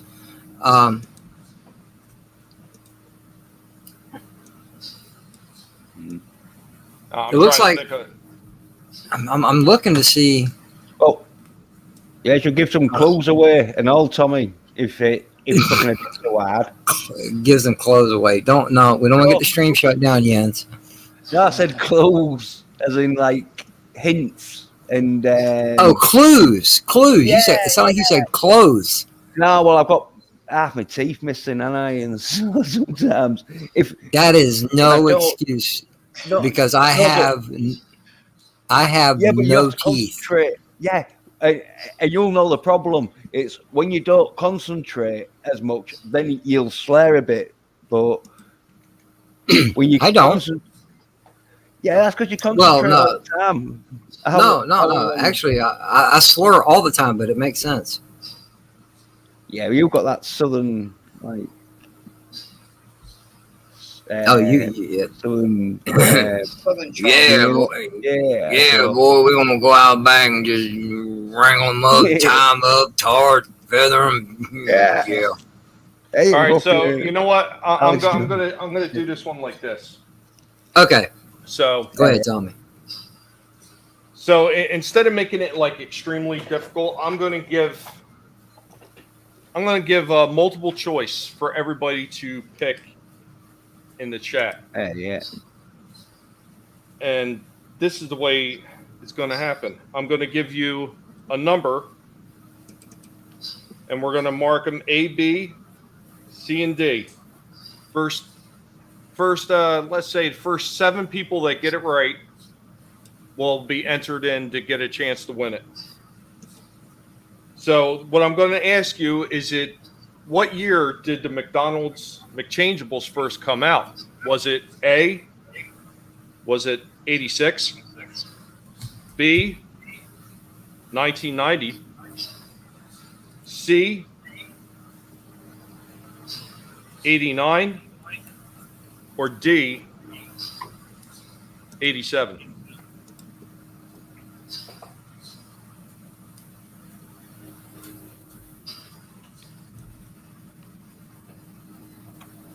think I've got an idea, but I'm not sure.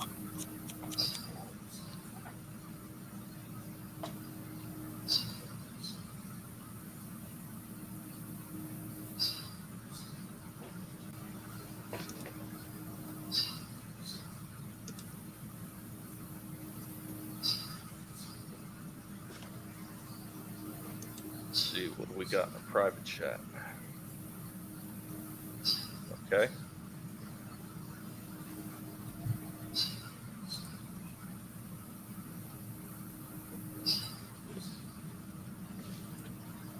Anybody? Anybody else in the chat? I put it in the chat. Okay.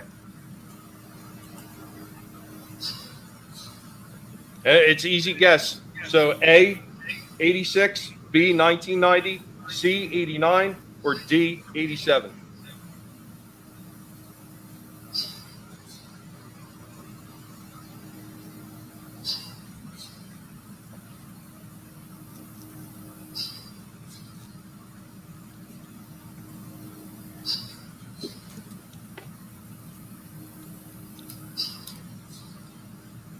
You got 4 guesses. All right. I can tell you there has been at least one right answer. I will say that much.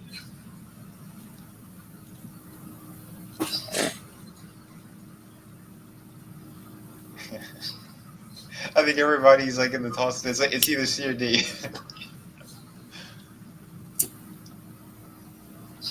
I'm gonna give it one more minute, and then we're gonna move on, and then we're just gonna roll the die and announce the winner for that one. See these toys. You know what though? I mean, like I said before, these ones were super simple. They were kind of silly. They were giveaways basically with the Happy Meals. Oh yeah. You know. But there was something about the toys that they made back then as compared to the shitty toys that they make today. Mm-hmm. They don't make them like that anymore. They don't put the time and investment to actually make decent looking toys for fast food restaurants. Yep.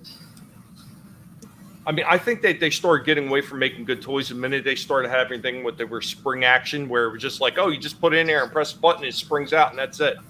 Like, there was nothing to those toys. There was nothing at all. They were just pathetic.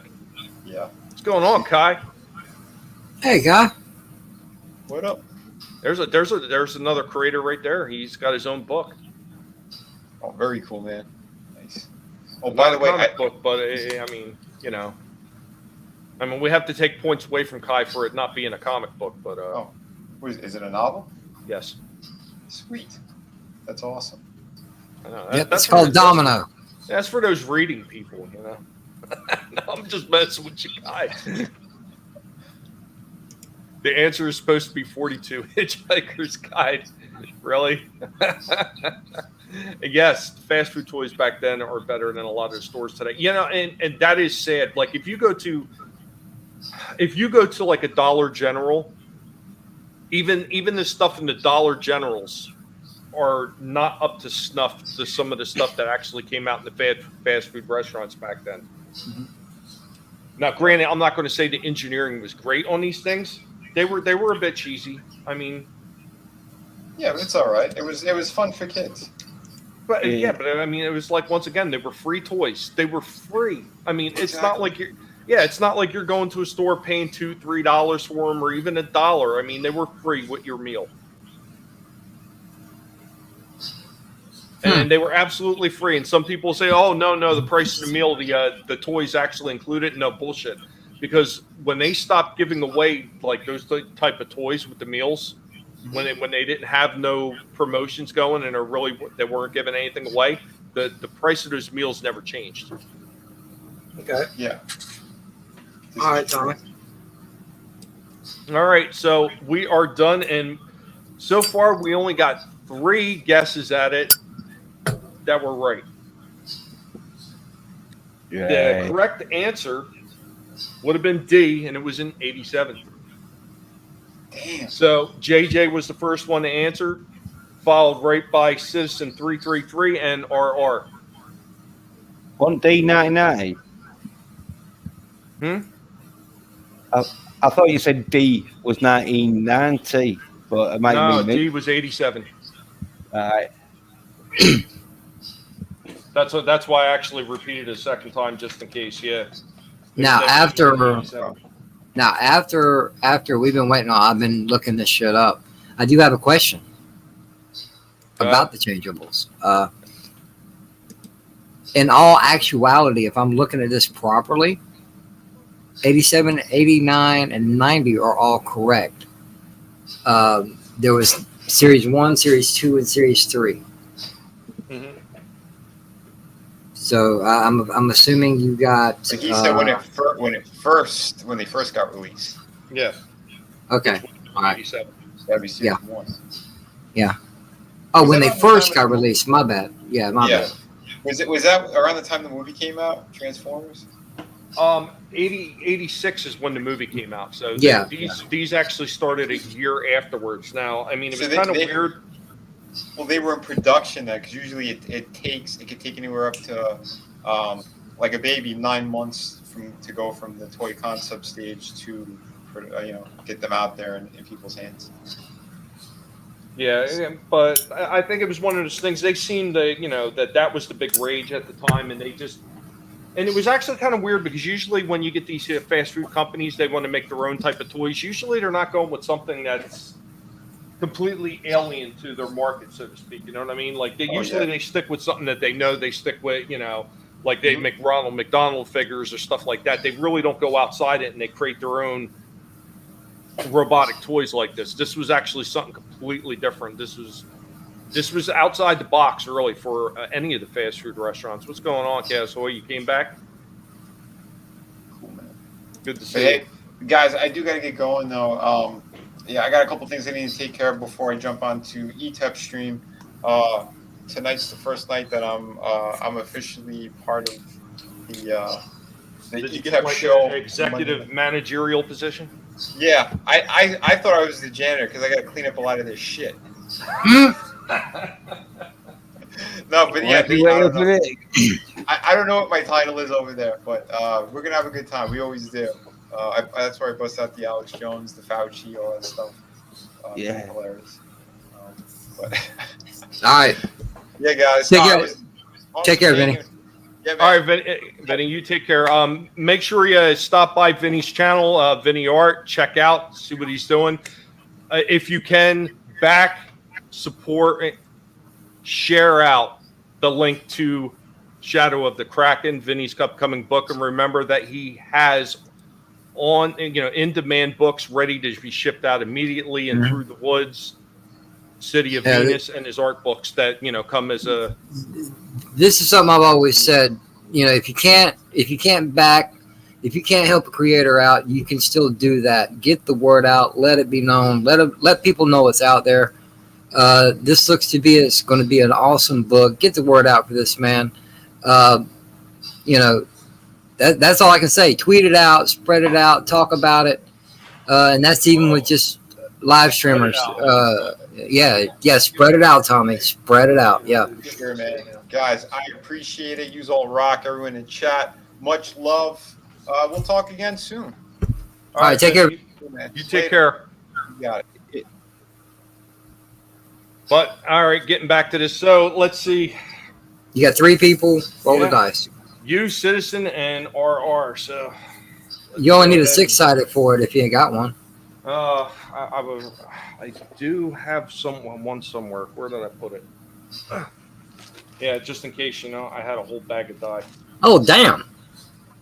And I'll fool around, man. Well, I used to play Magic back in the day. So yeah, but you only need one set, man. What the hell? You been on a dice buying spree? If I had a bunch of people over playing. One. Oh damn. One. Now, how's that even possible? I mean, there's no way I'm cheating. I'm not pulling anything for anyone. And I answered not even knowing if you're going to do a third. I didn't even know what the hell you were going to do. So, yay, go me! I can't believe I won something. That's impossible. Well, I don't win shit. Here's what I'm going to do. I'm actually going to do something special because you know what? I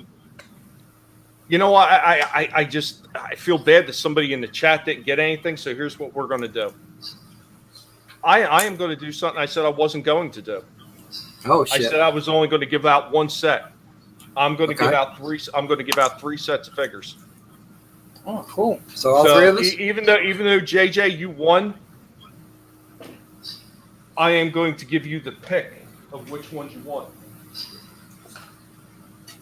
Don't matter. One of each. Don't matter. All right. And then as far as RR and Citizen 333, you guys will get whatever picks I decide to give out of what I have left after I put JJ's together. So make sure that you hit me up. If you can't hit me up on Twitter, make sure that you hit me up on my Gmail, which is rattyrackinson@gmail.com. It's the same thing as my Twitter. It's just gmail.com. So, I mean, if you can't find it, if you look on my channel, I do believe I have my Gmail linked to my channel. I believe it is. This way, there's more than one winner tonight, because I really do appreciate everybody comes by in the chat. And I mean, I wish more people would have been able to get the answers out there or even guess. I mean, it would have made it a little bit more interesting, I think. But either way, yeah, I mean, that was one of those things. It was actually, because this actually started with me in a conversation that I had, and I believe it was Tina. It was on another channel. She was talking about old Burger King toys, and I brought up something, and I happened to mention, do you remember the Warner Brothers ones where they had like Daffy Duck as Batman, and they had Bugs Bunny as Superman, Taz was like the Flash? Do you guys remember those at all? Oh, yeah, vaguely. I remember it was so long back, but I do vaguely remember that. Yeah, I remember the ones where there was like a marching band, and when you pulled them along, they were like banging drums and that, like Bugs Bunny and Daffy Duck and. No, I mean, they were different. They were unique. Yeah. But I think what really made them interesting is the ones I'm talking about is their outfits actually came on. All right. Oh wow. So, yeah, you actually would pop the outfit off the character, and then it would just be Daffy Duck or it'd be Bugs underneath. Cool. It was definitely neat. It was something different. I mean, it was pretty cool. So, I have a few of them. I don't think I have the full set anymore, and I forget what the full set consisted of. But holy shit, like even once again, even though they were pretty stationary, and they were just like they just had pop-off outfits, they were different. They were unique. And it was something that a lot of these fast food companies, were doing back then and not so much today. It just goes to show, like the old school toys and the old school mentality of how you actually treat people that want to purchase stuff has changed over the years. It's just not the same the way it used to be. All questions besides the very first were challenging. Yeah, I know. That's why I gave the last one as a multiple choice. This way everybody could just, at the very least, just take a guess.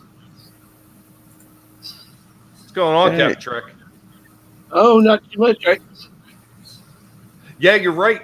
Or was it? No, I thought Daffy was Batman.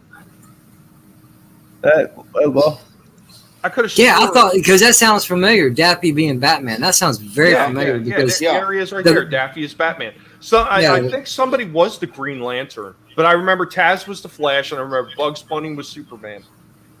I forget the rest of. Porky Pig was Wonder Woman. What the hell was her name? Huh? The pig. Whose name? The Petunia? Pig. Yeah. Porky Pig. Petunia. Yeah, Petunia. No. Right. Porky was the guy. Petunia was the girl. Yeah, I thought it was Porky. He was cross-dressing. He's always a butt of jokes, so he Porky Pig. So you ain't nothing but a bitch. Sorry. How you doing, Cap? I'm doing good. I was, remembering back in those days, those toys were well put together compared to what's being done now. I mean, even as simple as they were. Yeah. No, absolutely. That's why we do these streams. We talk about, what we get today, in the last 10, 15 years or so. We notice it every day. It goes downhill quite a bit. Our entertainment, our toys, even games, books, back then, we went from being customers to consumers. We went from being respected to being, here, you give what you're given and like it. Yeah. This is how I promote this show. We talk about stuff back when entertainment was still great. No matter if it's movies, TV, music, books, games, toys, comics. Things have changed through the years, and it's not for the better, and it really should have. No, it's disgusting what they've actually done to it. They've proven that they don't care anymore. I mean, that's the difference. People back then, they used to care. Yeah, we're just plebs now. Since we're still on the topic of the things, I wasn't really going to talk about this just yet, but you know what? Since we're already on like toys from restaurants. Oh hell, toys! What the hell? Bring it down, son. Oh, Chewy. Oh yes. There was a base for this too. Yeah. Because it's like a spinning top. What is that? What were they? They came with I believe it was Burger King. The Emperor. Yeah, and he had you could see the hole in the hand. In the back, he had a little button where you would press right here, and he would squirt water out of his hands like he's using the Force. Obi-Wan and R2. No. Wait a minute. That's Sidious. I was about to say, wait a minute. It looks like Obi-Wan. This is like the Chewbacca one, I believe. This base was supposed to come off. Yep. And it's a spinner top. And he broke it. Oh. That's cool. Yeah, the Chewbacca one's supposed to have a base like that too. I just don't know where it is. And then R2. R2 actually has a thing where you got to look through. I look through the hole and you actually see something. I forget what it is. I think there's like a scene reel or something in there. I forget what it was. And quite honestly, the lights in my house just aren't bright enough to look at it. So, but yeah, I mean that's some of the other things that they were actually giving away with those meals. I've never seen those. That's cool. These are like second or third set. I used to have the entire first collection. Some of the ones in the first collection actually were they were like little fuzzy toys too. Like the Chewbacca one was fuzzy or something. They had like a little Jawa that was kind of like a plushie as well. Cool. But the second and third set, they were all hard plastic toys.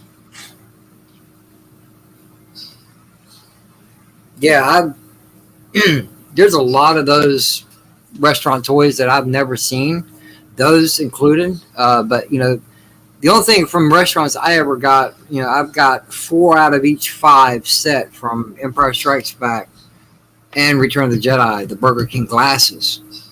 I'm missing 1 out of both sets, and they haven't broke all these years. They still haven't broke. These are all original. I got them bubble wrapped and packed away. So you're not drinking out of them then? Oh hell no! Right. When I moved back in 2014, I took them all off the shelf, took them to the sink, washed them, got them cleaned up, bubble wrapped them, and packed them away securely. Yeah. Yeah. There's not much surprising that like they haven't been smashed. I thought you when you kept on, you're still using them and that. No, God no. No. Yeah. No. I would say that because like you were gonna you drop a glass of that. No, because everything I had was still in the packages except for those glasses and my Legos. My ex-wife said, "All right, now you're not buying Legos unless you put them together." I'm like, oh, okay. Yeah. So I want to let everybody know in the chat, once again, thank you so much for coming out, and thank you for spending time in here, and thank you for contributing to the panel and our conversation. We are not done yet, and I will let you know that there will be one final giveaway near the end of the stream. When exactly the end of the stream is coming, I am not quite sure yet, because we're going to see where the conversation is going to take us at this point. So, those glasses were amazing. I don't have a lot of them left. I do have the one with Boba Fett on it. That's the only one I have left. I used to have the whole set. I still have a lot of the old Batman. Remember the Batman ones that came out? Like they were larger glass at first, and then by the time they did like Batman Returns or Batman and Robin, whatever it was, they had the little short glasses that almost looked like. I remember the original Batman, not all of them, but I remember them because the one has Michael Keaton's face plastered right on it. Man, it was beautiful. But I didn't see the others. I didn't even know they did others. Yeah, they did other ones. They were clear glass, and they were short. They were real stumpy looking. They almost looked like the size of like a for tea, like a tea cup. Okay, all right. But I still have an ass load of those. And getting back into some of the other Star Wars stuff that I was going to bring out later, since we're talking about that. So I got more than enough Star Wars stuff to show off that I can get away with throwing a few more up here and talking about them. Oh yeah, I remember these. I had a couple of these. Hell yeah. So how about these guys? Ooh. The cups and the cup toppers. There's Watto. I had a few of those. I think that's so he's the only one that's actually outside the bag. I had R2, Padme, Maul, R2. I think there was one for R2. Yeah, I never bothered with. I never bothered with Jar Jar, because why? My dad loved Jar Jar. There was like I want to say there's like 2 or 3 more Jar Jars sitting in another box. Misa stupid. Yeah. Yoda, yeah. And then he's like the largest one. Who's that? Watto. Oh, Watto. Okay. Yeah, he's the largest one. Like he's huge. Like he's even bigger than Boss Nass. Boss Nass. Yeah, I love those cups, man. They were awesome. Yeah, I found them sitting over the house too. I mean, there was just so much of that stuff that he would just buy it, and yeah, exactly. That's what it's all about. RR bringing back those memories. And yeah, the Batman '89 movie glasses were nice as well. Yeah, 95. Okay. Here we go. I got a screen for you.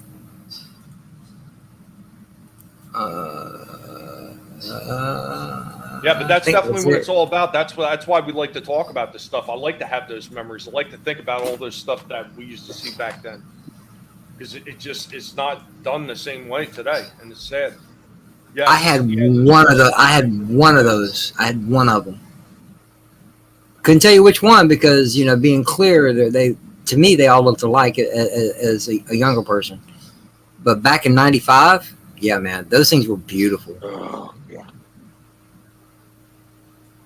Yeah, they were absolutely. I mean, like I said, I found a bunch of them. I don't remember if it's the whole set though. But even if it's not, I mean, still, it's nice to be able to find those things. Man. Oh yeah, man, because I know I'm the older one here. I think maybe, but even seeing those reminds me of my childhood. Everything. 72. Yeah, all that stuff you've shown. It doesn't matter if it was the movies, which, like I said, I haven't seen them. I'm not saying they're not great. I'm just not a fan of them. The toys. Hell, he even showed off his bag of dice. Just reminds me of my childhood. And it's awesome, man. Awesome. Well, here. Now we've seen like the R2 and everything that I showed earlier from the Star Wars from Burger King. Right. This is some of the more modern trash that they gave you. Like this little thin, teeny tiny little. What R2D2. the hell is that? It's not even painted. That was from the Force Awakens. This is the kind of trash you would get. Like there's a C-3PO one that was like a pen. That is just fucking lazy. No, that's good. God, why even bother? That looks like a half-assed mold, and said, "All right, let's give these out." Yeah, looks like close enough. It needs a piss. I mean, the only good thing I could say about the R2 is it's got one single still picture in it, and it's just R2 standing there in front of like a freighter or something. But yeah, like as far as the C-3PO, as far as I remember, the pen never even wrote, so it was kind of pointless. And it's not like you can pull the ink out of there and replace it. So yeah, but look at R2, man. At least put some of the blue on him. My God, it's just a blank white blob, and then hey, look, let's paint Star Wars on it. There we go. Yeah, I thought it was a bit a bar of soap at first. I thought it was a fucking suppository. Okay. no, if that's what it was, Walton would have been up here in an instant. No, it's not made out of bark. Woody. Woody. That's not R2, that's Woody. Or wouldn't he? Who knows? Yeah. Well, here's another one that I remember that they were doing, and I actually found a couple of them. I don't know where they're at right at this moment, but do you remember Burger King was doing the watches too? Yeah. They came in like the little cylindrical can.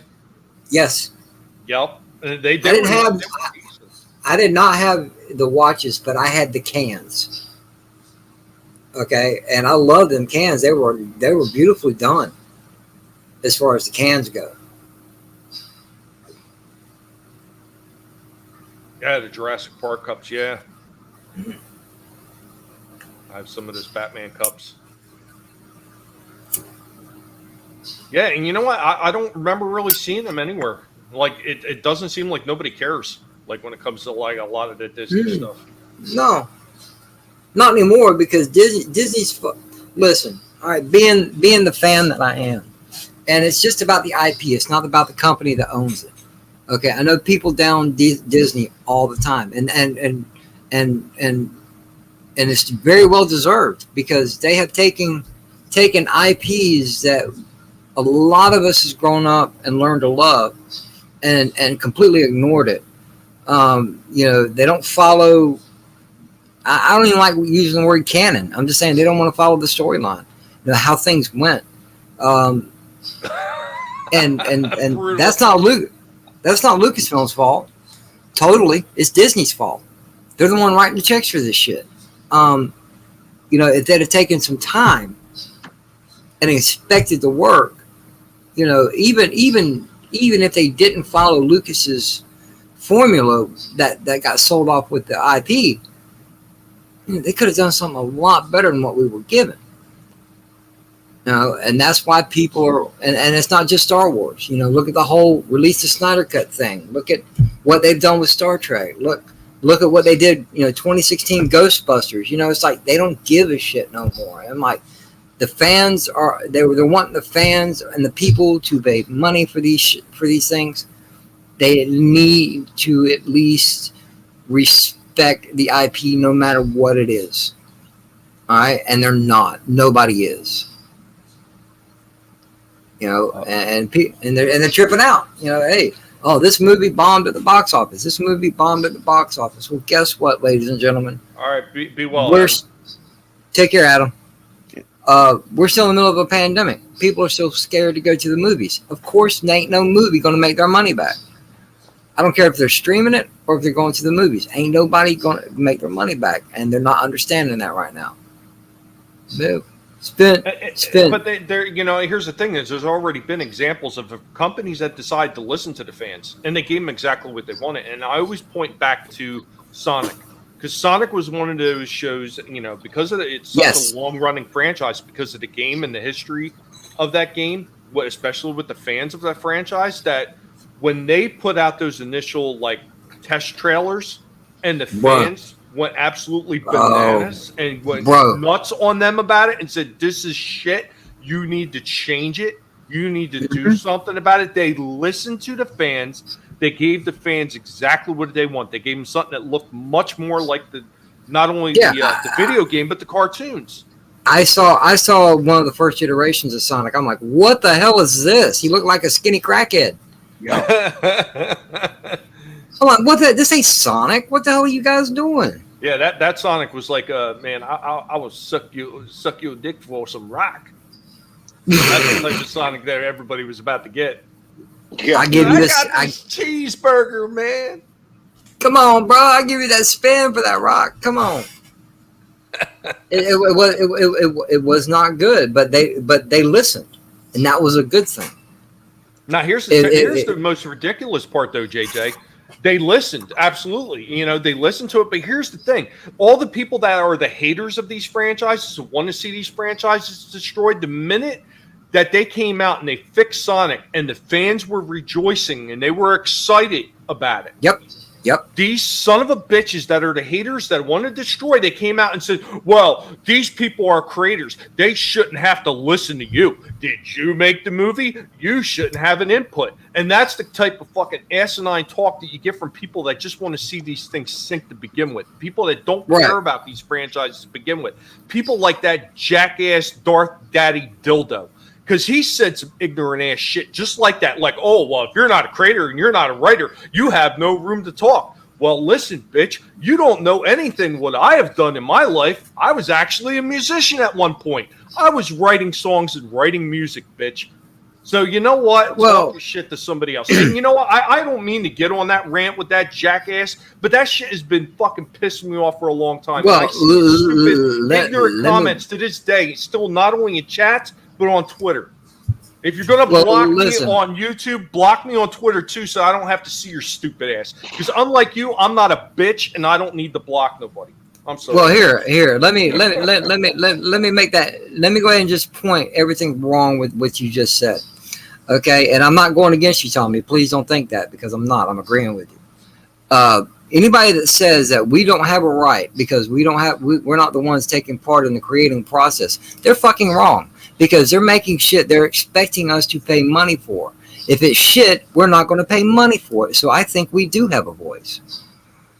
You know, it's something we've always said. You want to get back at these people? Get back with Adam with your wallet. When they don't make no money, then they'll start to understand. Yeah, but some of it's propaganda. And so even though they're not making money off the public, they're making money off people that want to make but Jens, Jens, you go spend $100, $200, $300 million to make. I'm just going with a movie to make a movie, and you don't make half your money back. Oh yeah, that ought to tell you. That ought to tell you something. But you know, it's all in the. It's all. It doesn't matter what we say, what we do. It's a numbers game from beginning to end, okay? And when the numbers don't add up, eventually they will learn. Yeah. We may get good entertainment back someday, but right now we ain't.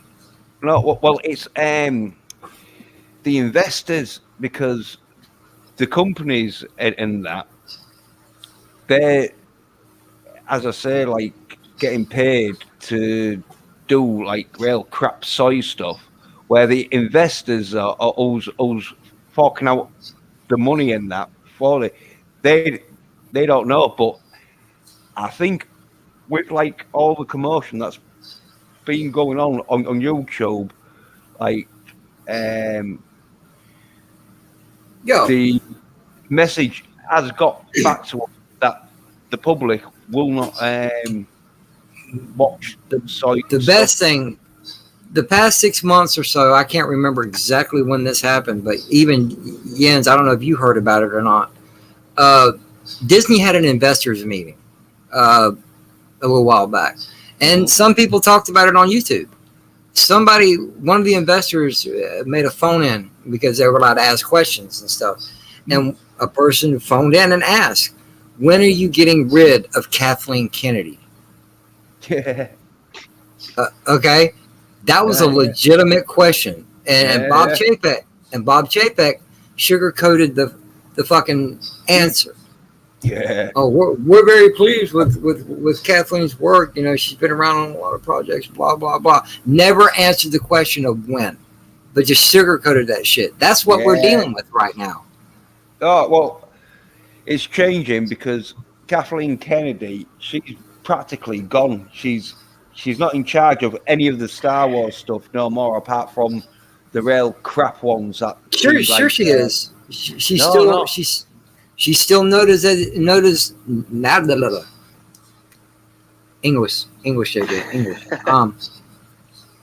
She's still accredited for executive producer. Yeah. Mm-hmm. Yeah. But they're just basically like pensioning her off, if you know what I mean, where they just putting her on the bench and like just saying, right. Nah. I'd rather pinch off a nice big brown hot turd. Isn't that pretty much what they did at that point, though? Yeah. Well, and I've seen better creative works out of my 11-year-old granddaughter, which she's already an accomplished dancer, and I've seen better shit from her than from Kathleen Kennedy in the past. I don't know. She's been dancing since she's 4, so it's past 6 years, almost 7 years. She's about to turn 12. So, Kathleen Kennedy was really someone who won't come up with any ideas. She'd just sort of like question people's ideas. Because I remember like someone was saying, "Oh yeah, Kathleen Kennedy." Anyway. All she'd do would be sit there. And like we'd be talking about ideas and that, and then all of a sudden she'd be like, "Well, what happened? Well, like say it doesn't do that, and it does this instead." And it was basically just saying crap, and it worked once or twice, but then it just got to a stage where it was like, right, we're going to do a Star Wars film, and instead of having a male lead Jedi actor, how about it goes female? And then it's like, well, if you do that, you're fucking making it. Well, listen. All right, Jens. I understand where you're going with this because it's a conversation that everybody has had millions of times so far. But with that being said, I know we got off track, so way off track. So let's take a trip back in the Wayback Machine, Tommy. What else you got up your sleeve? Well, I just want to hit on a couple of people in the chat right there. Joker's a masterpiece. Sonic is a fun movie. Soul Assassin says, "I'm not a creator, but I buy the merch, watch the movies, and play the games." And I think that's the thing that a lot of these people miss too when they say that kind of nonsense. Mm-hmm. Our money talks and bullshit walks. Yeah. Yes. I'm not really sure what LDG was trying to get. You do and don't at the same time, guys. It matters on the situation. I'm not sure what you're getting at. LDG always, and no offense, LDG, if you're listening, I really don't mean nothing bad by this. He breaks it down as simple as possible, and in his universe, in his bubble, like we all have our own. It's pretty much clean cut. It's real simplified, and when he means either you do or you don't, he can go that way with content creators, management companies, productions. Either it's good or it's shit. You really have to look beneath the words of what he's trying to say sometimes. No, I mean that's the problem. Is you're trying to take a statement without any context. I'm not LDG sure can go right off on one because I was on the Chris Knight Rumble thing, and if you was an extra on a film, what would it be? And LGD went for Endgame, but then was going to redirect it to make LDG like Gauntlet. Because LDG has a problem with Endgame. He hates fucking WandaVision. That's because these Marvel movies didn't meet his expectations.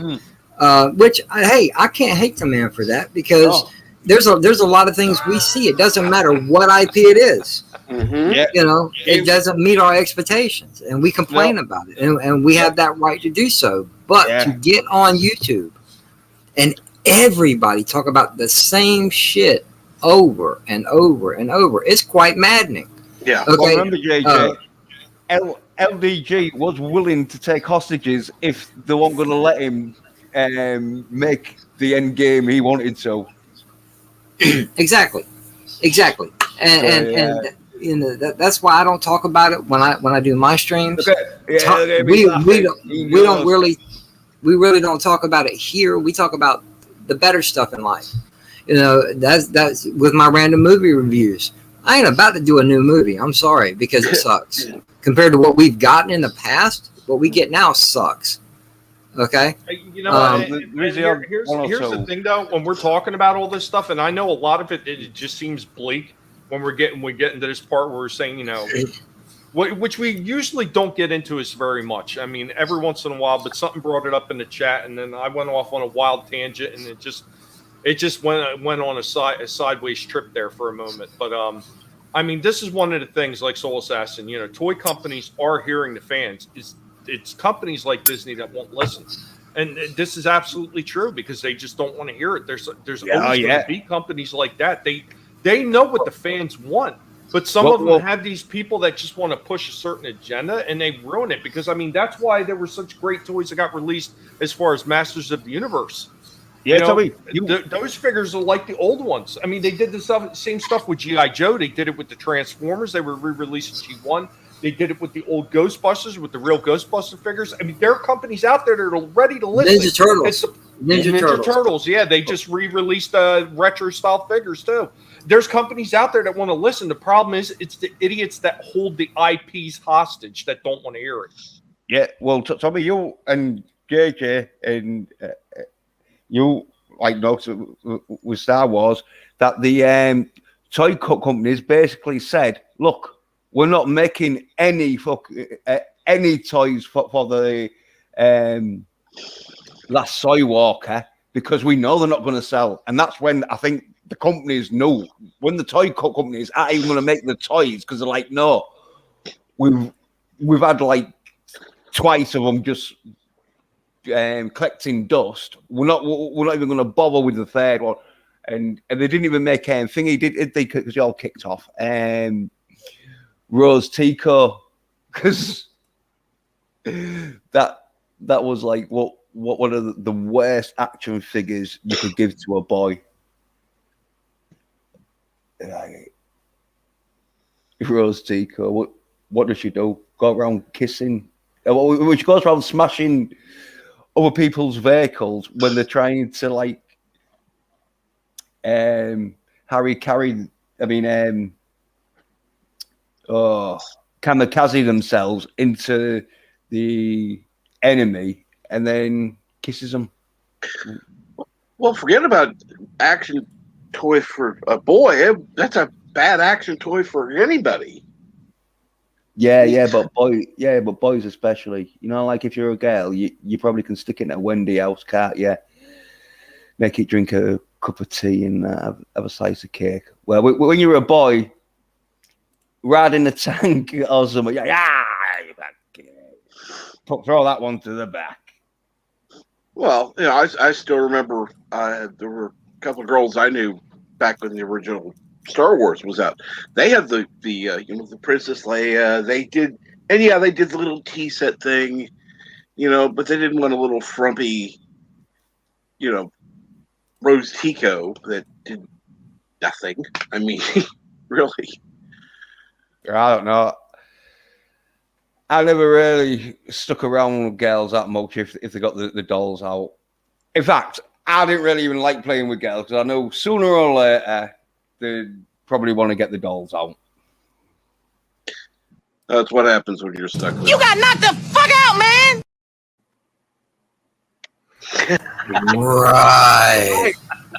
Hey, what's wrong with that? Every boy's like that. I think this is why Shang-Chi's gonna do good, because little boys don't give a f of like what it's like, as long as there's some dude kicking ass.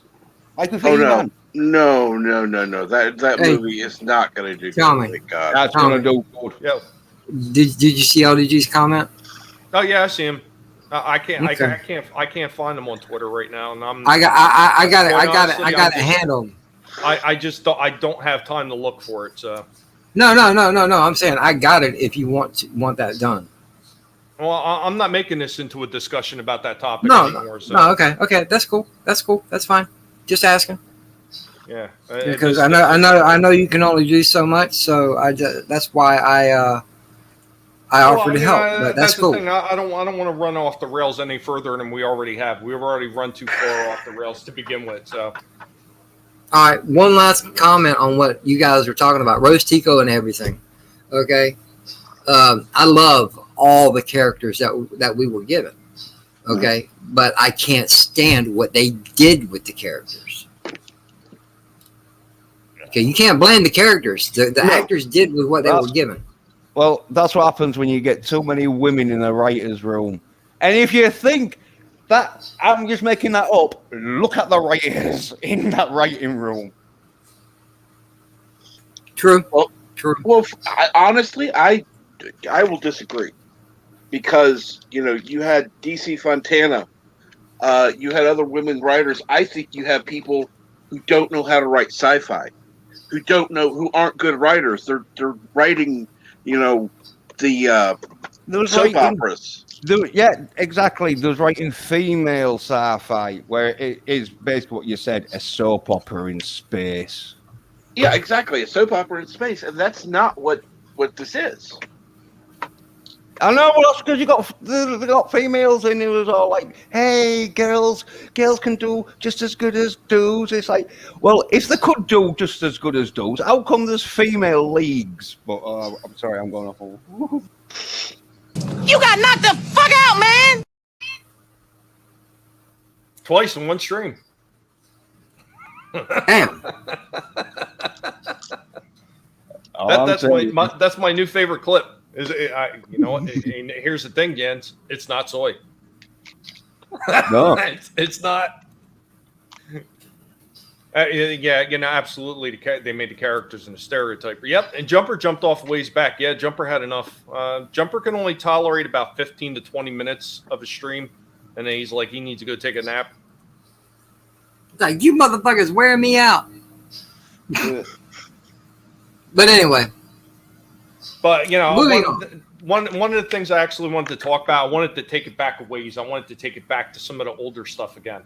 And that's the fun stuff. I mean, I think we went into a sideways rant, turned into a bit of a hate fest. So I want to bring it back to stuff that we actually enjoy and stuff that was fun. So you guys remember seeing that?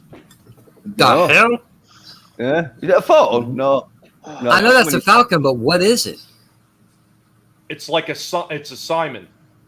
Oh. It's a Simon Millennium Falcon. Wow. Yeah, it's a Millennium says.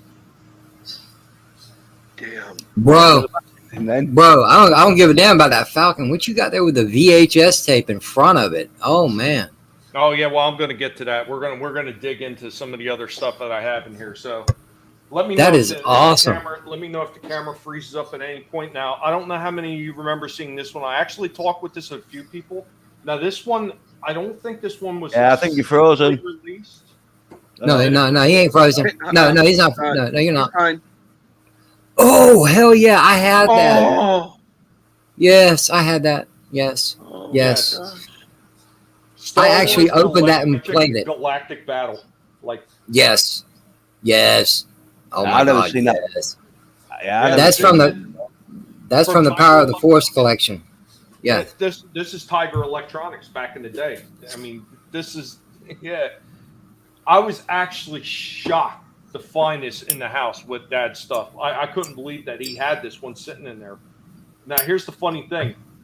My dad would buy certain toys like this, and he wouldn't even let me know about them. He would buy them and he would stuff them away somewhere, and I would never get to see them.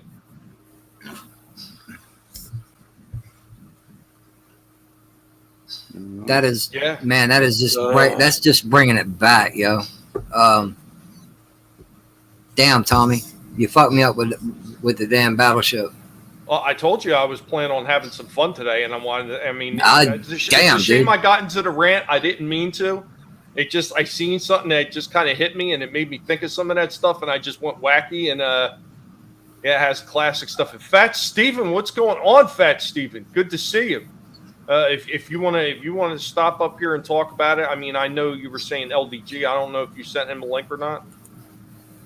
I didn't want to discuss. No. Yeah. I didn't send him the link because I was in the process of looking for him, which ain't a problem because I know exactly where to find him. But I'll send him the link. But if that's what you wish. I don't want to talk about that anymore. I want to talk about the fun stuff now. I'm done with that. It's already in the play. That's in the past. I'm leaving it in the past. I don't want to discuss it anymore. I'm done. I said what I had to say, and I'm done with it. Well, like I said, I wasn't going to send it if that's not what you wanted, but I understand the reasoning why you're going against it. I mean, I realized LDG was saying he wanted to clarify, and I said, like, look, I don't want to talk about it anymore. If he wants to come up and talk about some of the older stuff, if he remembers it, I'm cool with that. I don't want to discuss that anymore. Because he's 40, he would remember some of this. Yeah. But I won't send it until LDG says, he wants to talk about other things. Fat Steven, what's going on, man? But damn, Tommy, still the battleship, you fucked me up, man. I take you didn't have this one, huh? I did. No, I did. I did. Yep. Are you kidding me? Dude, the Power of the Force back in 95, 96, 97, I think, whenever the line came out, my first collection, thousands upon thousands of dollars worth of shit that I had, figures, toys, not toys, figures are toys, damn it. The ships, fuck, I lost count how many versions of Star Wars Monopoly I owned. That's why I was curious about the one you got in the background with the videotape. I see Darth Vader on the package, but I might have had that too. But it's just I to remember it, I have to see it because I've had so much shit I've lost count. All right, so if that he says keep it. Yeah, bro. I had that. Man, you fucking me up. How about this one? Now, this is the original. This is not the new one. Yes. Oh my God, yes. I had the original. If that's not it, this is the original. Oh. This is the original. Yes. So they did a re-release of this, not even maybe about 2 or 3 years ago, where they actually released it with a very special figure, which they never had in the original Kenner line, and that was Grand Moff Tarkin. Nice. Now, it looked exactly like this one, and it just about every way, except it had a big clear cutout spot here where you actually had the Tarkin figure sitting. Yeah, dude. I had that when I was a kid. I'm talking about 10, 11. Yeah, I had that. That is unbelievable. I think didn't they do another one in the Power of the Force lines too? Because there was I sold it, as a matter of fact. There was a Darth Vader and a Luke Skywalker in a Stormtrooper outfit that exclusively. I don't remember that. Yeah, they exclusively came with an Escape from the Death Star game, I think. Dude, I love the board. I love the board of that game. The game board. I loved it.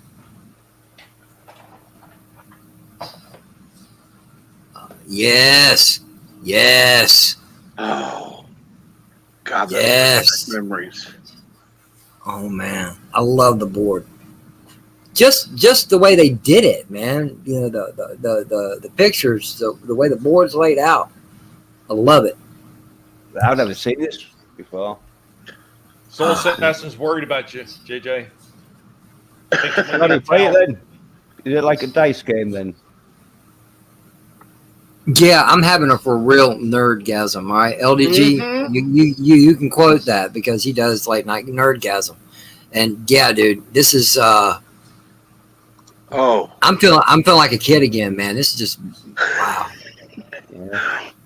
Yeah, Bone. I am not sure. To tell you the truth, I haven't looked into it. Wow. But yeah, I mean, I think it's old. Got all the little pawn bases, got all the cards and everything like that. I'm supposing that the rest of it's all underneath. It's not under there. Probably under there somewhere. Yeah, it's all under there. All the characters, because they were like the little cardboards. Mm-hmm. Oh yeah. Yep. And the cards and the spinner, everything, man. Oh. Dude. Huh? I told you I wanted to have some fun. I wanted to step out of the rant and then come back with something good, something that was fun. Oh, this is beyond good right now. Now this next one, there is actually something missing from it. So the VHS tape that's supposed to come with this thing is missing. Oh. I'll tell you something though. You probably be able to. Yeah, I would say with the VHS tape, you'll probably be able to get like a version of it off like some like YouTube or some streaming. Yeah. Yeah, I had that because I remember playing it with some friends. That is, oh my god. Yeah, that's another one. I think everything minus the VHS tape is there. Yes, I remember. Oh my god, yes. Oh my god, yes. That is so awesome. Look at that. The pieces are still on their plastic backing. They haven't been popped out or nothing. I love it. How did you play that one then? Was that like dice or? No, you watch the video game. I mean, you watch the VHS tape. You play the game along with the tape. Man, damn it, Tommy! Don't make me come down there and go through all that shit for real. Well, have a game, won't you? You and Tommy get the VHS. Yeah, but the thing is, man, I'd have been down there, but Tommy said he'd put me on a train, and I'm not about to ride a train that fucking far. Oh, what's wrong with the train? Nothing wrong with a train. Well, it all depends on what the caboose looks like, or the engine. Excuse me. No, you're right. The caboose is important because if you know what, you can have a good engine, and if the caboose is not there, it's just going to look terrible. It's going to be lopsided. It's not going to look right. It's probably going to walk a little funny down the street. Wait a minute, are we talking about a train or wrong train, Tommy? Wrong train. Damn it!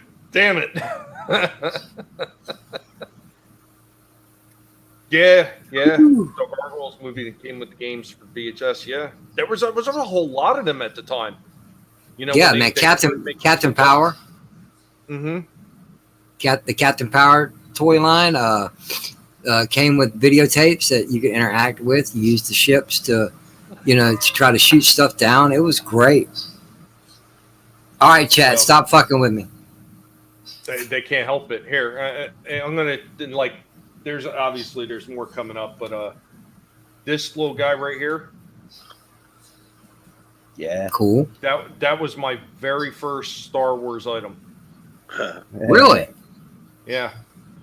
Right after we seen the movie. Or actually, no, before I even got a chance to see the movie because it wasn't available in our area. My father took me out and he picked me up this Darth Vader necklace. And I still have it. It's still in one piece somehow. Yeah. I don't know how it's still in one piece, but it is. That's cool. Damn. Look at this motherfucker here bringing some shit out. What is this? Oh, yeah, you got your lightsabers. Clash of the Lightsabers card game.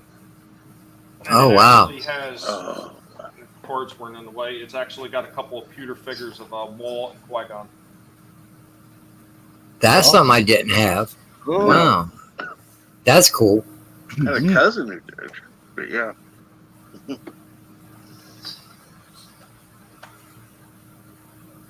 I take it you never seen this one?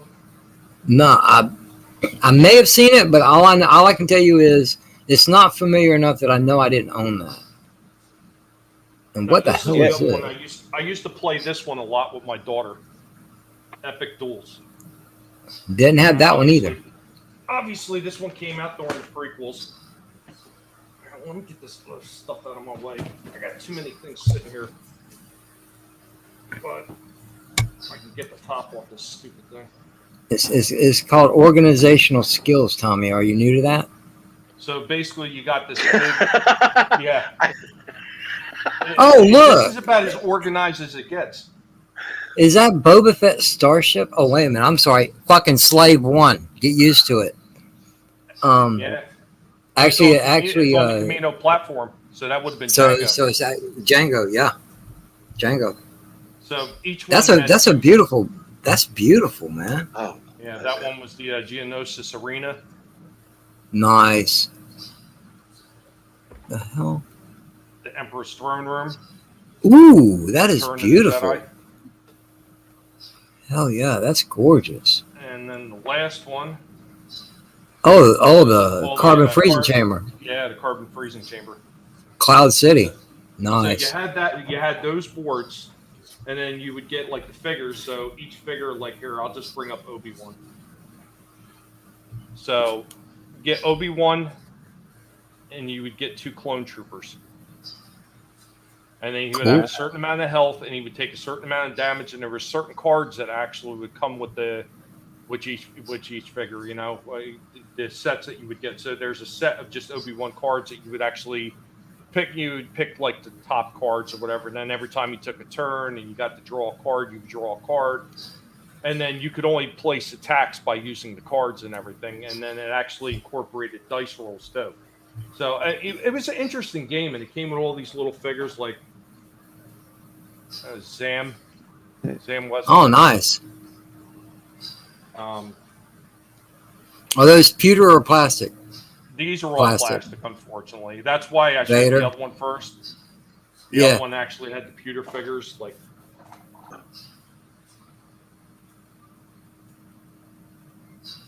don't piss off the Wookiee. Chewy. Yeah. Yeah, so it's got all these figures, and it's actually a mix of the newer stuff and the older stuff. Sweet. Which is interesting. So you could have fights with Luke Skywalker and Darth Maul. And Darth Maul, or anything you wanted. So it was interesting. It's a pretty cool game. Obi-Wan versus Vader or the Emperor, or that's just fucking cool as shit. Han. Yeah, now for a plastic figure, that looks nicely detailed for a plastic figure. Oh yeah. I can't tell how well it's coming off on the screen, because on my end it looks slightly blurry. Well, it don't matter to me because I'm using a magnifying glass. It's slightly blurry, but oh my gosh, because I see that I see that wart on that one knuckle you got. That's fucking awesome. To the camera. I think you're frozen. What wart? No, he's So. Yeah, he froze. Yep. But still, it was a nice place to freeze. Yeah, I mean, there you go. They're nice looking. Little battle droids. Heck. A little bit down. Sorry. Yeah. What is that? So I mean, this was interesting. What, the battle droid? Oh, okay, that's what that was. Battle droid. Yeah. So it was an interesting and fun game. It was a little bit unique. It was a little bit different. I spent a lot of time. My daughter, we've actually played countless hours. Countless hours we played this game until she eventually got sick of losing, and then she didn't want to play anymore. She swore up and down that I cheated. I did not cheat. It was a lie. Well, now that she's older, you ought to play her again. Oh yeah, the idea that she's coming back down here to Florida is, I don't think that's happening ever. All right, here, JJ. I got another old one for you from Star Wars. Oh God. I don't know if I can take much more. Oh yeah. Oh hell yeah. Beautiful. Yeah, Tellini. Yeah, Dude, I've got a series. I never got them all, but hey, I got a few of Leia. I've also got a series of calendars also, because in my setup in my little man cave room that I used to have, every year I'd buy a Star Wars calendar. Now I don't remember. There was like this was actually separate from the regular trading cards that you would get these. Like this was separate for whatever company. I've got. I had. I don't know who did them. First series, 1980. Almost a complete set of the Empire Strikes Back cards. I've got a small handful of the Return of the Jedi ones. I don't know where they're at, because I gave my entire collection to my granddaughter. I still have some things, but I don't know what. I know I still got packed away somewhere. I got a Best Buy version of it's about 10 inches to 12 of a Vader that they offered. Let's see if I can find that. Hey, you know what? That would have been really good, right? Be frozen right after carbon freezing chamber. Oh, that would be great. Oh yeah. And then I had this one too, from Golden Books. Yeah. What? Yeah, Oh shit! Never seen that either. But then again, I'm not a book person, so. Oh wow, that's a kid's book, but still. What's the binder look like on that thing? Has it been opened much? Lick and stick. Yeah, it's actually not. Basically, does the binder look wore out? No, it was touched, because there's one lick and stick missing out of it. Well, no, I'm saying, you can tell how much has been opened by the binder.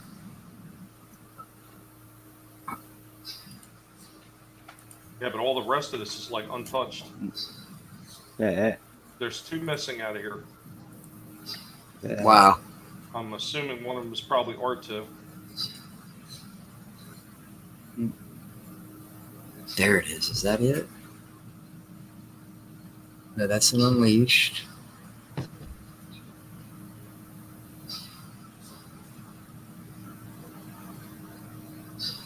I think it was an Unleashed figure.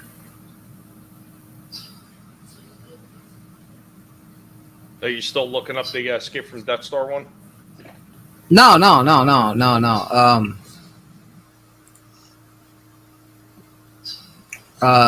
Best Buy did. I don't know if it was one of the Star Wars Unleashed figures, but they did a Best Buy exclusive. And I'm trying to find it.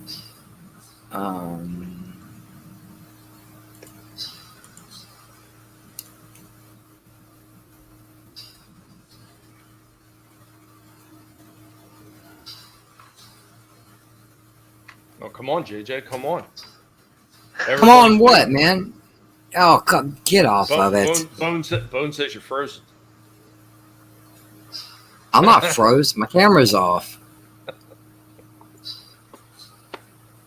Well, here, while you're waiting to find that, how about this?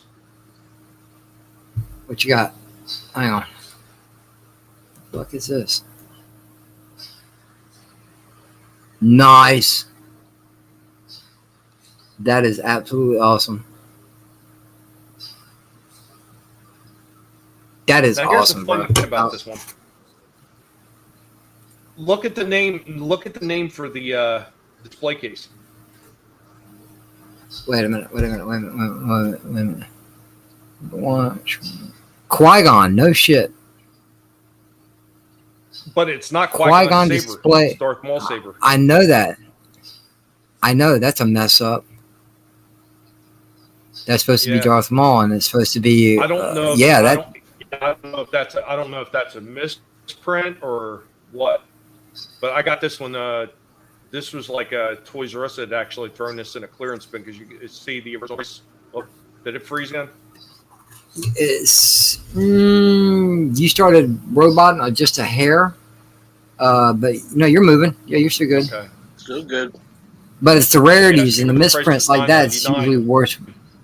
Yeah, but you know as well as I do, it's those misprints and rarities that are worth more.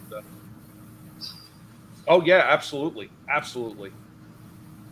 They have a card that wasn't really supposed to be printed for the original Topps collection for Star Wars cards, and it looks like a C-3PO has a boner. If you're lucky enough to find that card, it's worth a lot of money. Just because of a boner, yeah, really? Yeah. Probably, it's a probably ridiculous looking card. Yeah, probably like Disney would be willing to buy it back quarterly to keep their like kid-friendly image going now. Okay, I think I found it. It's been a while since I've seen it. 3PO with boner. Not 3PO with a that. damn. Not 3PO with a boner. The package is like this one here. It's round, completely round. I believe it was an Unleashed figure, but I think it's this one right here.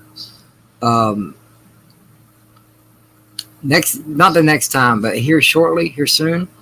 I'm gonna be going through all my stuff again, trying to whittle it down some. When I find it, I'll keep it out because it's got to go to my granddaughter.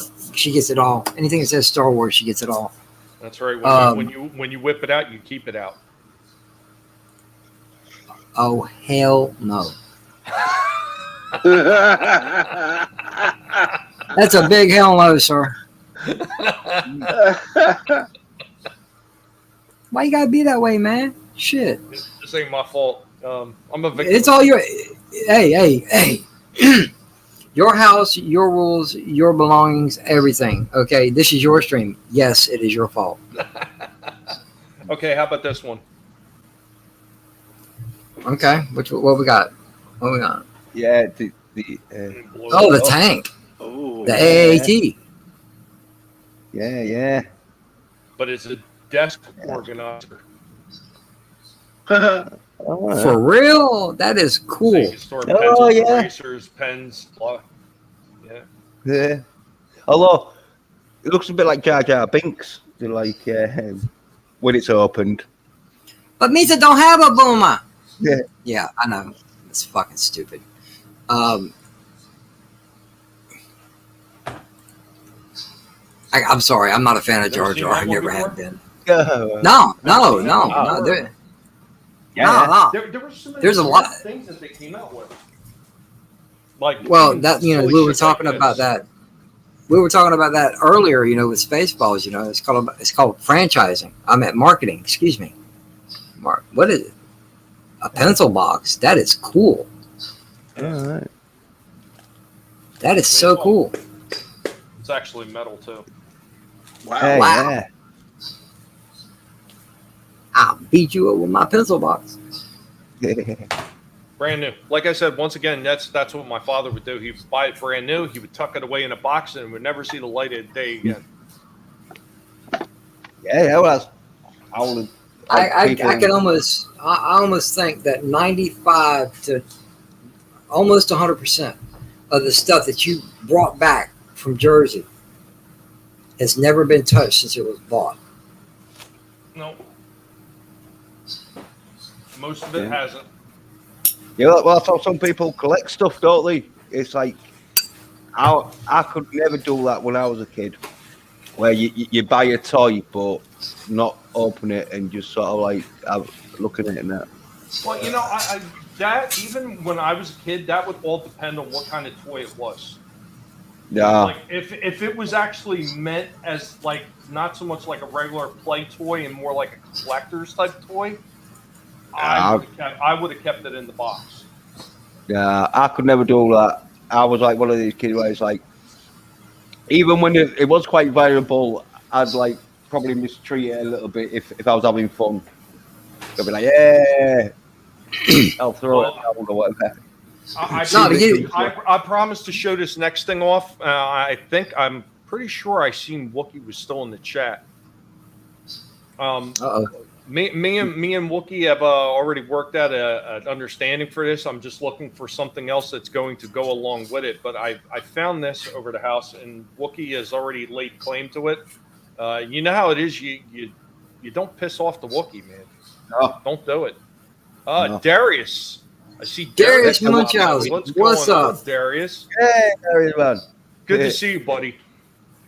But this one, yeah, the first day that he actually seen it on my one video, he was like, I'm claiming it. I'm claiming it. So Oh hell. Oh, a damn model. I had that model. Oh my god, it was a pain in the ass to put together. Yeah. Ooh. brand new and sealed. Oh my god. Who's the company on that? I know it's not Ertl. No, it was it is Ertl because it's AMT. Is it? AMT. Okay. Yeah. I tell you something. I tell you something though. When you build that with all them little cannons sticking out, if you dropped it, you'd totally wipe out half. As a matter of fact, it's that model that I found out that at the time, I don't know if they changed it or not. I'm talking about the formula. It's when super glue melted plastic. I tried super glue on some of the pieces because the regular model glue wasn't doing the job and it ended up melting it. Yeah. Well, you know what else melts plastic? I didn't find this Fire. out years later. Well, besides that, let's not be LDG about this. Say, man, fire. No, because I see Fire, man, LDG fire. was talking about the Qui-Gon is going for 30 on eBay. Oh, okay. He's talking about the Qui-Gon watch. You're talking about the Qui-Gon watch and container, or are you talking about the Darth Maul with the improperly carded Qui-Gon? I'm kind of curious about that one. But I also found this one over here. Ooh. Oh, That's one I've always wanted, but never got because any TIE fighter out there, I don't give a damn how many versions of it they make. The Interceptor was the badass the best looking one. As a matter of fact, I had the Lego version of the Interceptor, and that thing was huge. And that's this, believe it or not, that is an original 1982, 1990. Oh. Damn. What does that say on the card on the package? NPC? Yeah, NPC. That's a part of Ertl. Is it like the? Yeah, I had those. Yeah, Destroyer, you like, make out the packaging. Ertl underneath. Yeah. Wow, that's old school shit right there. Woo! Yeah, this looks like this is mostly still on there. I think a couple pieces are popped off, but Yeah, I think what happens is it popped them off, done a little bit of it, and then thought, oh yeah, I'll put it in there and I'll do it later. well, I think I also had I had Vader's TIE Fighter, and that's another experience because trying to glue Vader in, I melted him with super glue.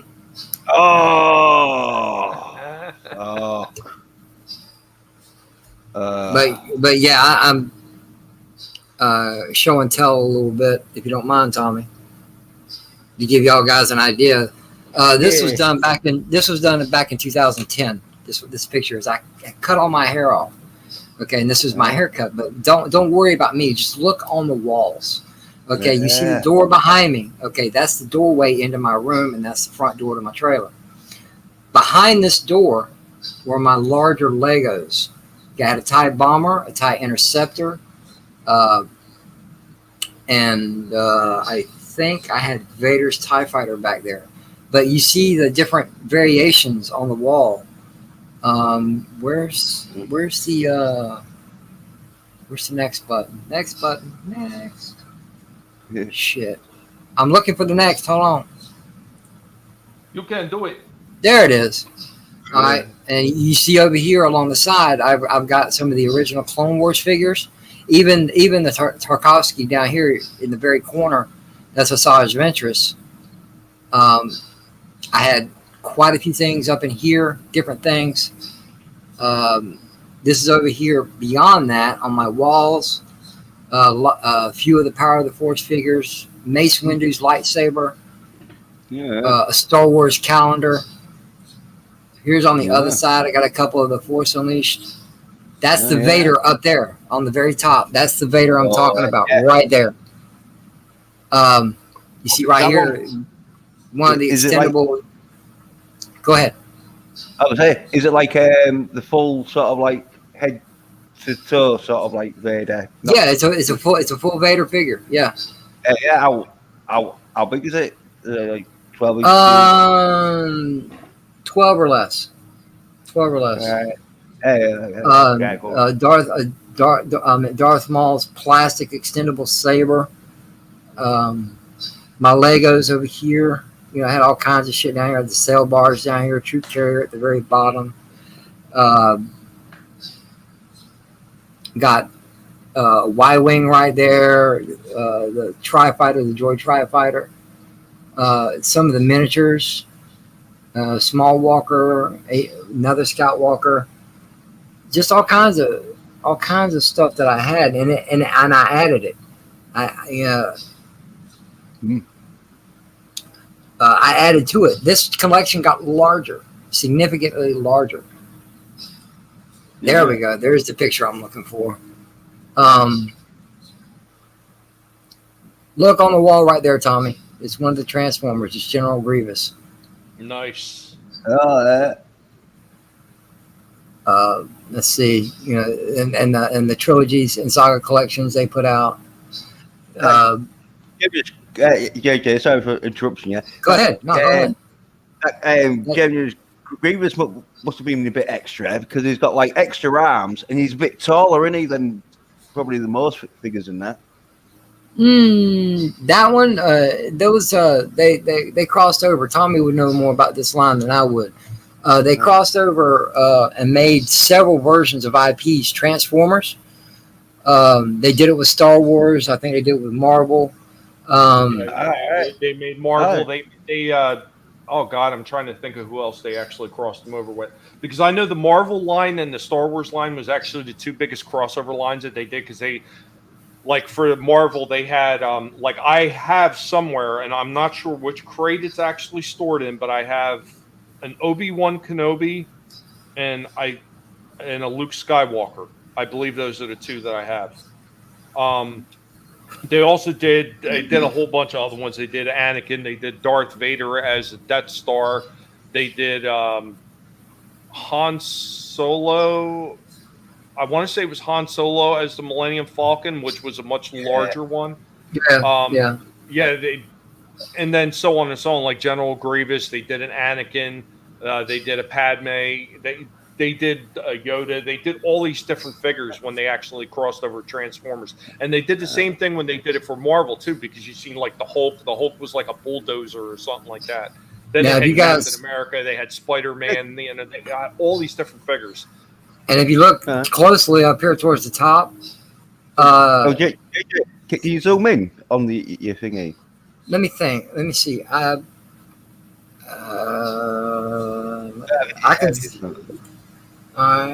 Where do you want to go? Well, that's some kind. What do you want? What by the lampshade? No, the Generous Grievous. Yeah. The Transformer Generous Grievous. All right, hang on.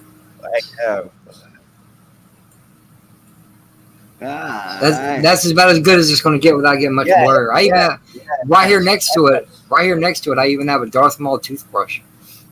All right. Yeah. But you know, looking at some of this stuff here, they brought out a line that some of the like EU figures. That's the white Boba Fett. I've got both over here on this wall. Both Revan and Malak from Knights of the Old Republic. The separation, right, Curtis? JJ, can you bring the thing back out first? Come back How out far? a little bit. Just come back out. All right, and now go back in. Where? One click at a time. Go in. Do the hokey cokey. Cha-ching, cha-ching, cha-ching. You gotta do it like Blade Runner. Zoom out. Cha-ching. Cha-ching. Zoom in. Zoom out. Money. That's all you see right here. Separation of the twins right here. That's Obi-Wan and Luke. I've got also, I think it's Belle and Leia somewhere up higher. Sneak previews, man. Because you see Grievous right here was a sneak preview figure before episode 3 even came out. I had him, and I had oh God, what was the Wookiee? Tarful. I have Grievous and Tarful.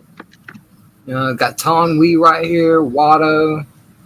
Trying to figure out who this is here.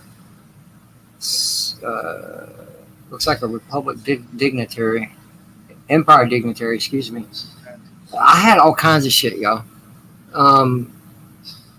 Hey, so how come you had the white Boba Fett? Yeah. What was with that? Right there. Well, no. The white Boba Fett was originally how he was designed. He was designed to be white. When they even tried out the outfit was white. Really? Yes. All right.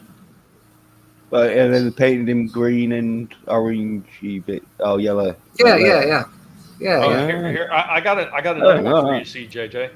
I still got more Star Wars, dude. I ain't done. Believe it or not, and here's the funny thing: all the stuff that I've already showed for the Star Wars, that's not even everything I have. I have more. Oh shit! Okay, now he's 3.25. 3 hours in, and he's still got more. Go on. Oh yeah. Nice. Yeah. No, let me go. Oh, he's got his speeder and all. Yeah, buddy. Even though it didn't look all that fast, but would have been called a speeder. Well, yeah. Okay, now. And he's extremely posable too. Little blades coming. All right. Kind of awkward getting a saber into his hand though. Yeah. Not like the fingers move or anything.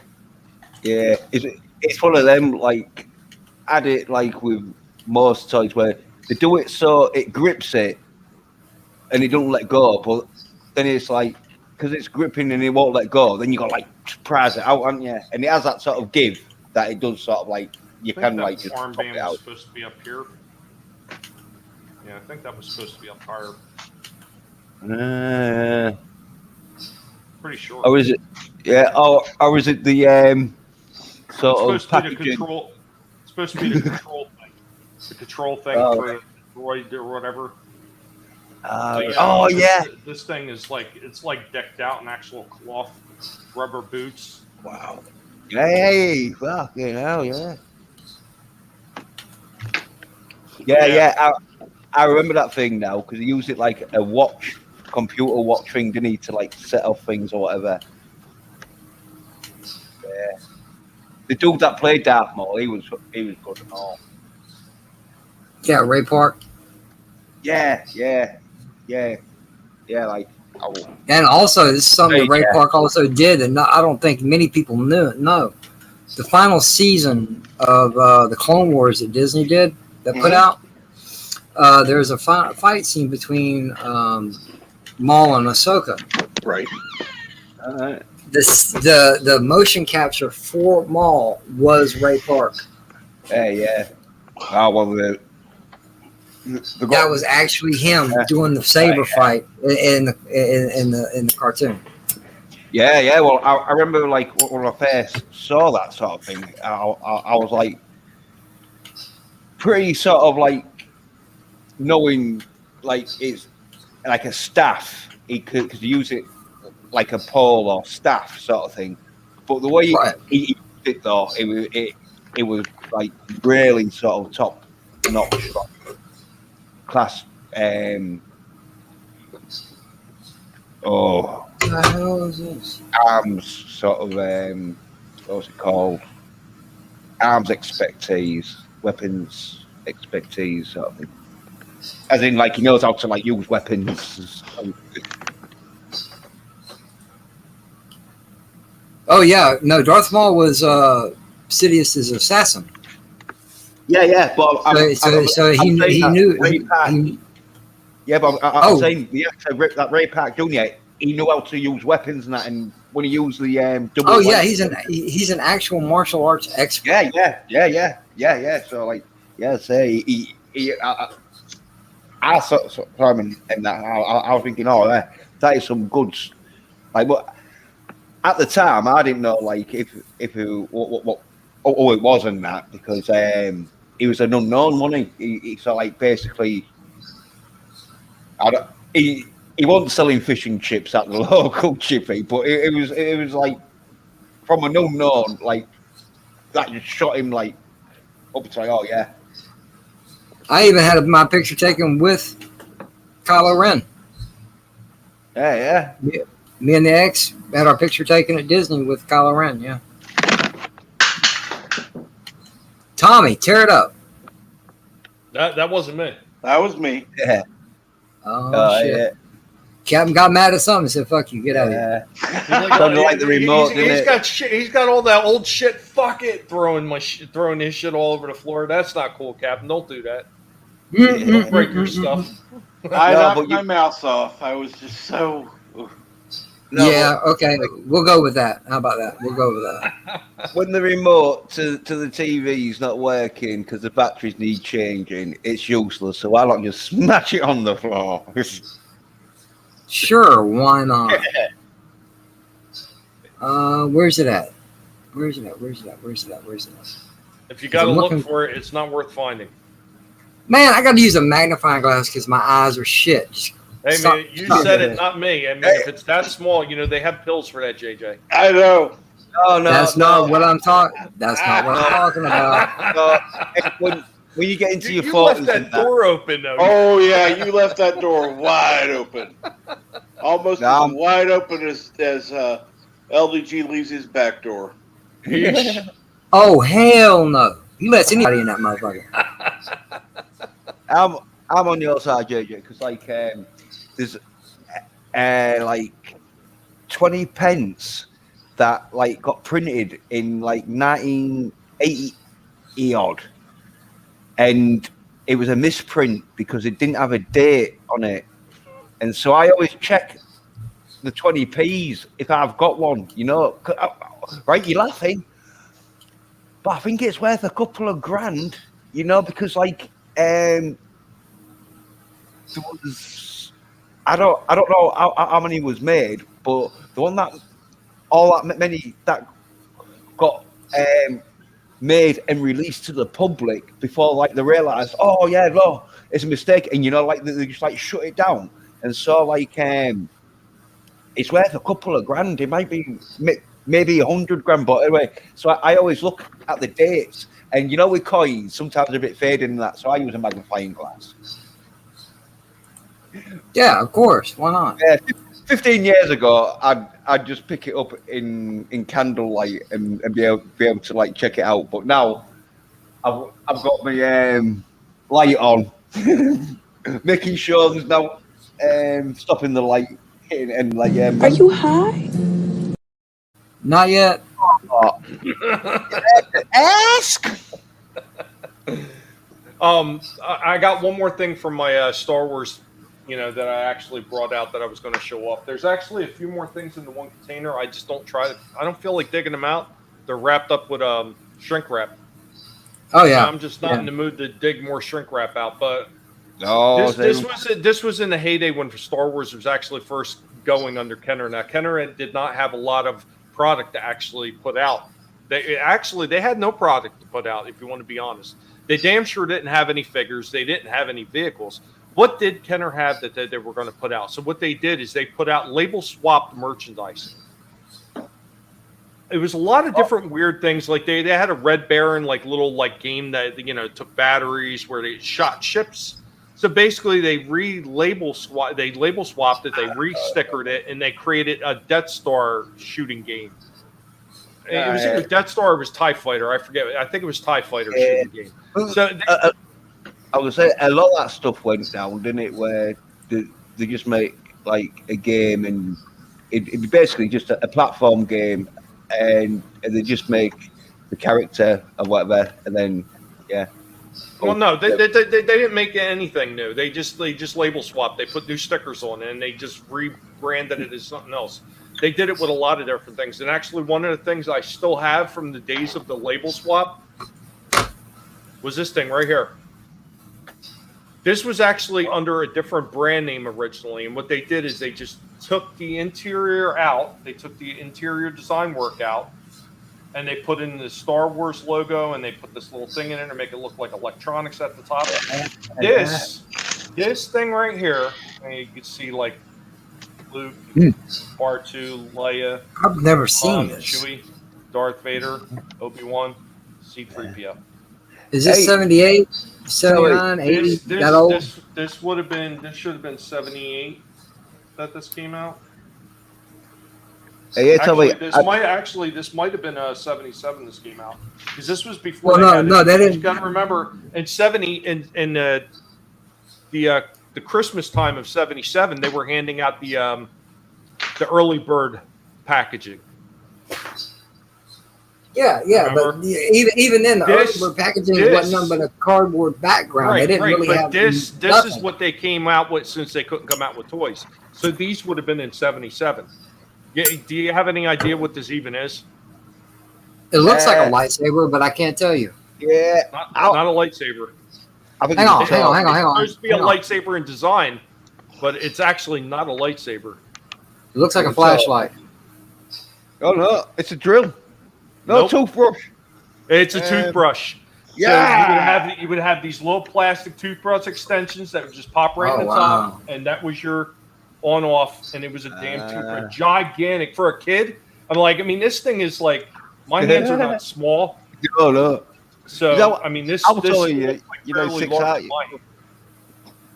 All right, I got something else to share, Tommy. When you're done with that, I ain't trying to stomp on you, but I found what I was looking for. In comparison to those big cups, you can see it wasn't that big. Yeah. I mean, but well, you're 6 foot out, yeah, Tommy, or what's that? Because you play the bass guitar, so you know you've got big hands, and because if you ever see a bass guitarist, he ain't going to have small hands unless he's got a small bass. But Tommy plays full size bass, so yeah. But Tommy, though, with Darth Vader, I don't know if I'm putting you on the spot here, but is it faded? His face, like the colours, or was it originally done like that? It was originally like that. This thing has actually been sitting in the dark, so it's not faded at all. This is exactly how the stickers look from the day. This is what I'm talking about.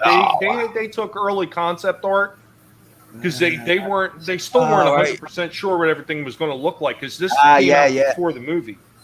No, I was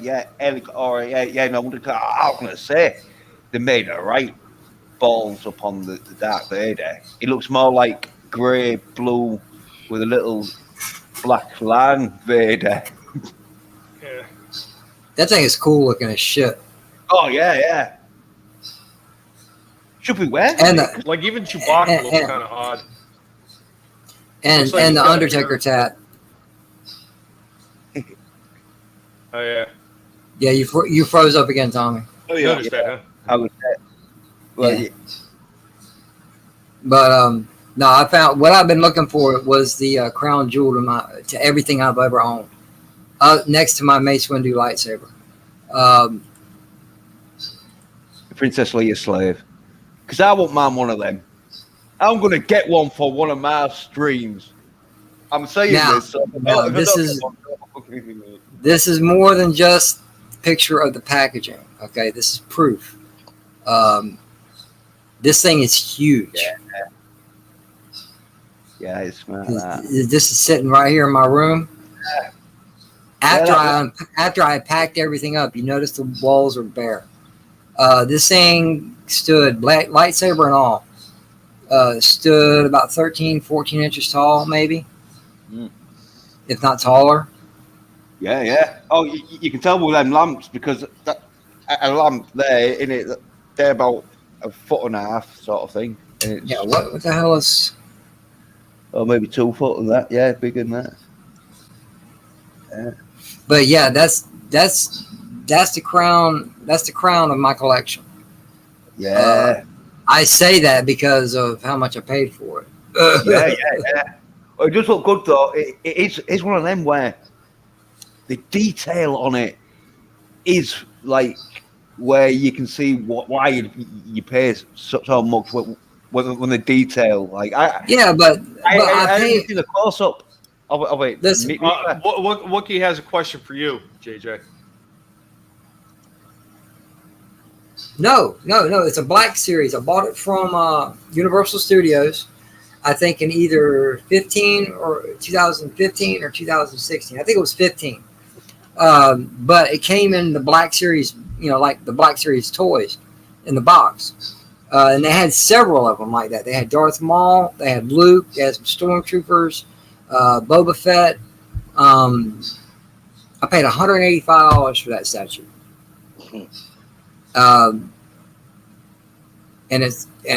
I loved it, man. I was like, because I asked the wife when we were there, strangely enough, back when Universal had Terminator 3D, every attraction there, you empty out into a store of some sort. This store, the Terminator store, had a little bit of everything. Terminator, Doctor Who, Star Wars, Star Trek, had a little bit of everything. Shirts, toys, DC, Marvel, a lot of stuff, man. It's pictures I would love to show, but I do that off camera because a lot of the times, to me, it's almost like bragging. I know people do streams from theme parks and stuff like that all the time, but that time I just went picture crazy. I'm like, hey, look at this, look at this, look at this, look at this. It's all cool as shit. Life size. Hey, Optic, what's going on? Yeah. Full size. When you exit the attraction, first thing you see is and this is for sale, a life-size version of a T-800 Terminator. Life-size. Yeah, if I had the money, I'd have one right at the front door, sort of thing. I think it was $6,000. I think it was $6,000. Yeah. Oh, I'd have it like in effects where no, forward towards the door. And that was the thing. I would have thought it a valuable purchase if the eyes lit up, and they didn't. Oh, yeah. Yeah, well, I'm saying if I had the money, it's like I ain't got them. Well, I have got the money to buy probably like 8-inch version of that. But oh yeah, but they also sold the bust. You know what a bust is? Oh yeah, I love seeing those on women. Yeah. Not that. My God. Oh, what's going on, Ancient One? Oh, help me, Captain. Come on, help me out. I cannot. You busted. No, life size T is in Tom. T is in Tommy, not V is in vagina. Well, I think he's on to something though here, JJ. There's nothing wrong with a V800. Yeah. Hey! You want to go get you a pocket pussy? That's great. Leave me out of it. You know what? If you could get a nice pussy, do you say, in your pocket, that would be nice. You just like fold her up and put her away when you're done. Oh, I think those are the latex love dolls. Just let the air out, fold them up, put them away. Yeah. You guys are just going off the rails. I'm talking legitimate shit. Y'all just going out. I want to wear Genie. You know what I mean? So. Oh, I drew a Genie. Why not? Yeah. Oh, or Bewitched. Anyone, because like they can do the housework real good, and so no, ain't no comparison. Back in the day, Barbara Eden is Genie. Oh. No, ain't no comparison. I'm sorry. Yeah, but they do the housework real good because one will just wiggle her nose and the other one will just blink and boom, done. There we go. There's the juice done. Well, when Samantha wiggles her nose, it just looks like something stinks. Oh, well. But anyway. Thank you. I appreciate you bringing up my name. Yes, it is me. It is a vaccinator. I mean, I used to be somebody back in the day, and now I'm just a loser, and nobody wants to have nothing to do with me. And even the weightlifting championships of the world, they don't want to have nothing to do with me. I'm on the outs. This is it. But still, you should get in the chopper. 16, 17 vax. Don't worry about it. Get your booster shots. Fuck your freedom. I love you, Daddy. Daddy, give Mom a call. You motherfuckers are crazy. You got knocked the fuck out, man!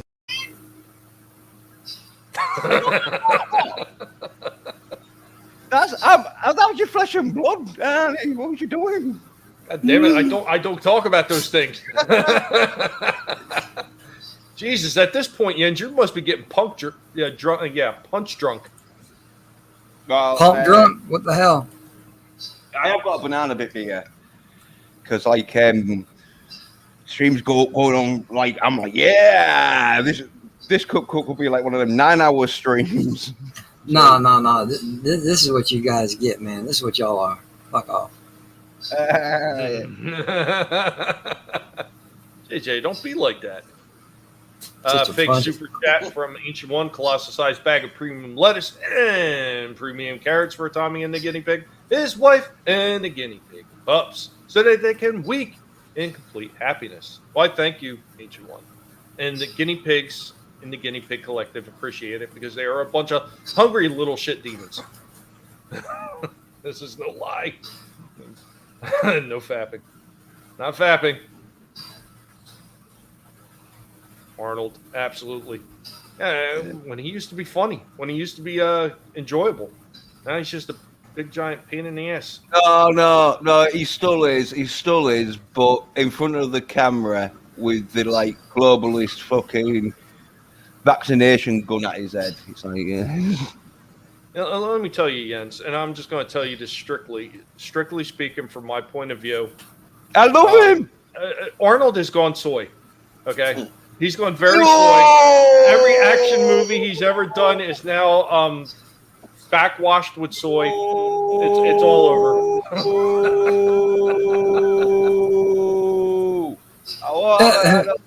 He'll come back. You know what's going to happen, right?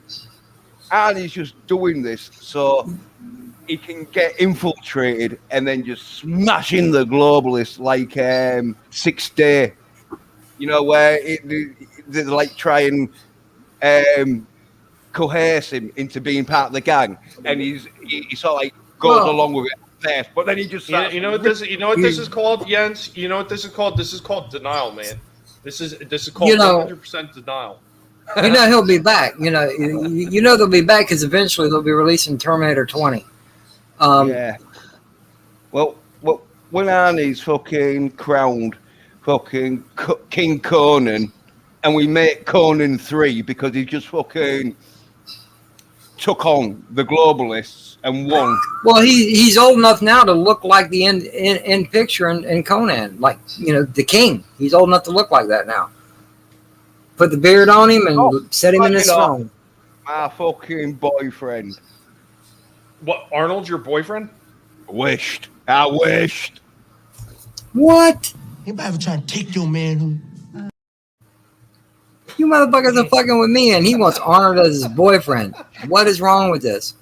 Well, no, just I used to love him, Fucking ready. All right, Kevin. All right, Kevin. Man crush. Nothing sexual. Nothing sexual. Right. You just want to be train with him. I just wanted. You want Arnold. You want Arnold just to bend you over backwards. That's what you want. Lord. I want him to be my bro friend. I should have said bro friend, shouldn't I? Bro friend. Oh my God. Bro. No. Bro, Captain, you can't be talking about none of this shit on the Morning Brew. Okay, for real. What? Talk about what? Thank you. Know. I don't know either. I just don't want to see the heroes being globalists coming. Oh, you're gonna put up with that, Jens? LDG says you want to be pumped up. I bet. Wow. Yeah. You're damn right. You're damn right. Darius says no judgment. If he ever met Arnold, he'd walk straight up to me. I came for you to pump me up. There we go. See, I don't know if Darius meant to put that like that, but that is actually a very good double entendre right there. No judgment, and then Judgment Day. No judgment. Yeah. Awesome show, Tommy. Awesome. Rant on. That's right. This is the fun stuff, right? Yes, sir. Yeah, So I remember the cartoons and those commercials for those toys or toothbrushes would come on. You were a greedy kid. It was 1978. I want that.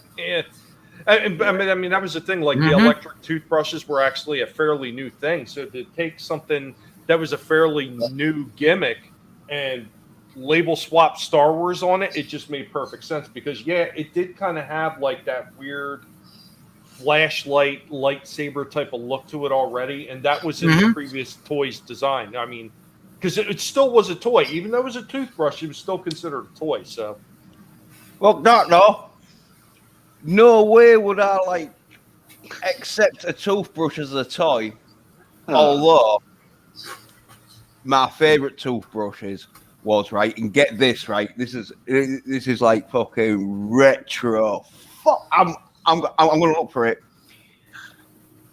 The A-Team, and I had 4 with, obviously B.A., Face, Mad Murdoch, and Hannibal Smith. Oh, I love them.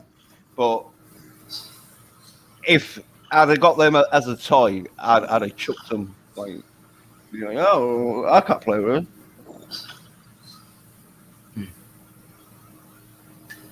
All right, guys. Listen, I got a dip. No, JJ, make sure you tell everybody exactly what you got going on. If you have, you absolutely. Your Wednesday movies, right? Yeah. I do. Day after tomorrow is today's Monday. Okay, yeah. Wednesday night. No, actually tomorrow night, 9 p.m. Eastern. Over on the Chaos List on Chaos Central. And Bigger Ford Entertainment. Come by and check that out if you're not already subbed over there. Preferably over on Chaos Central. And it's Chaos with a K. And Wednesday night, I do my random movie review with Sasha McSplitter. This week, we're doing, I don't remember the year, but we're doing Streets of Fire. And then we'll go live at 10 o'clock to rant or make fun of or talk about the movie. It'll probably be myself, Sasha McSplitter, Hans Star might show up. Who knows? And then, and I'm not doing much streaming these few days. Past couple weeks anyway. I'm kind of stepping back, taking a break. But, it shows like this, I try to come on and try to have some fun because, if you can't come on here and have some fun, then why do it? So I appreciate everybody in the chat for coming in. Tommy, thanks for having me as always. I appreciate it. Oh, no problem, JJ. I mean, we're going to be getting ready to hit the finish line soon because we are already over three and a half hours, and I'm planning on closing out soon. So I got one more giveaway that I'm going to do, but I appreciate you coming. You sure? Yeah, I'll hang around and see what you're giving away. Okay, all right. Even though now I'm null and void, so I'll check it out. Austinator. Austinator, what's up? The last giveaway that I'm going to do for tonight, because I mean, like everybody else, it's been late. It's been a while, so. And I hear cellophane. I actually did this in. I used this as part of a toy review, like on my channel, probably almost maybe not quite a year ago, but probably at least a good 6 months ago, if not longer. So, the last giveaway that I'm doing for tonight is I'm giving away the Retro Play He-Man. The only thing that happened to this one is the packaging was open when I did the review and I showed them off. That was it. So essentially, it's more or less a new character. Yeah, it was open, but this is the last giveaway for the night. So we're going to ask a real simple question. What was He-Man's catchphrase. I have the signet right in my hand, and I'm gonna strangle him and then take home. Yeah, Jens. Not. You got knocked the fuck out, man. Not the new He-Man. No. Here's what I'm gonna do. Yep.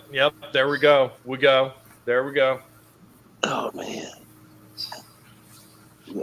Did no He-Man? If you guys don't know this one, you should be ashamed of yourselves because it's pretty simple.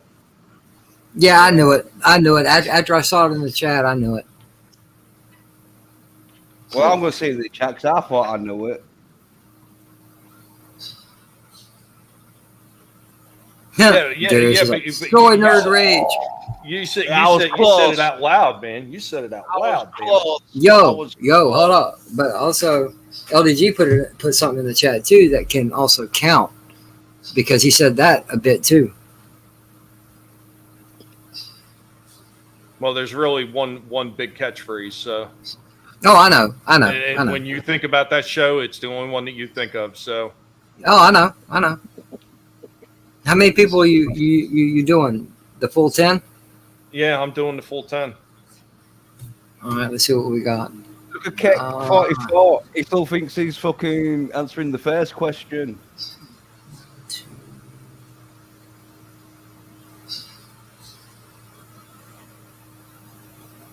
He's probably figured, hasn't he?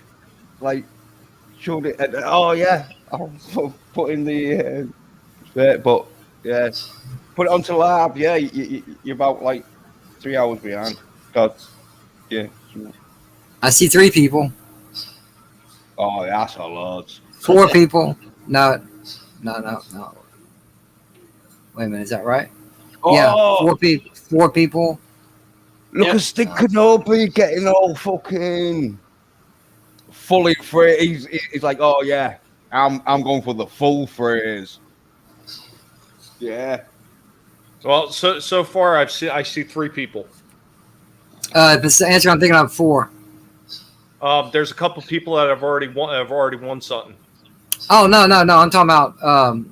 I'll if you're ready, I'll name them out. Go ahead. Oh wait a minute! That's right. I forgot. What's his catchphrase then? Ear Tealer. Polish my fucking power sword. Okay, if Tommy ain't already said this, if you want some, you're ineligible. Yeah. Already. Absolutely.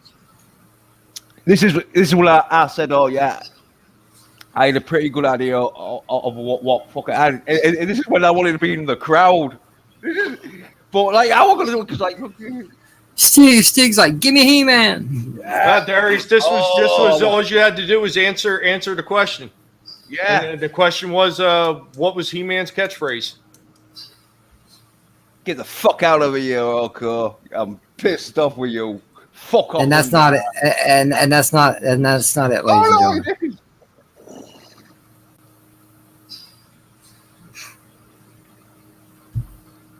I hope you're keeping up with it because I lost count. Oh yeah, that was He-Man though. Hey, talk about He-Man. Do you think He-Man ever went to the fucking sorcerers for a bit of fucking?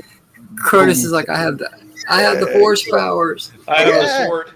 Yeah, you know what I mean? What sword do you have? Like the sorceress ain't gonna turn down He-Man though. You know what I mean? He goes in waxed up. Like, I have the force powers. Yeah, I have the condoms. Oh my god. He-Man. He-Man. And then you had the sorceress. I'm fucking still here. I can't believe this shit. Damn, Jens. Yeah. All right. I'm gonna call it right there. Okay. As far as answers given in, I mean, it was a pretty simple one. So, I seen 3, possibly 4, but that all depends on whether Wookiee wants an answer counted or not. Do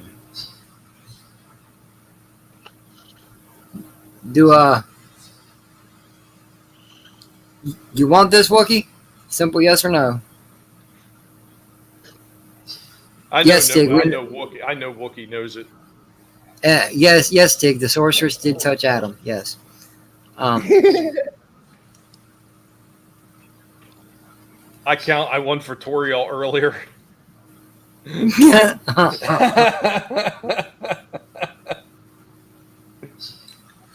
All right. You know what? I'll leave that in there. So. What's up? All right. So let's see. Wookie says no. Wookie says no. Yeah, I seen that. That's why Stieg is going in. Okay. Stieg's going in. Oh, that sounds dirty. Yeah. Stieg, I hope you cleaned it. Oh, damn.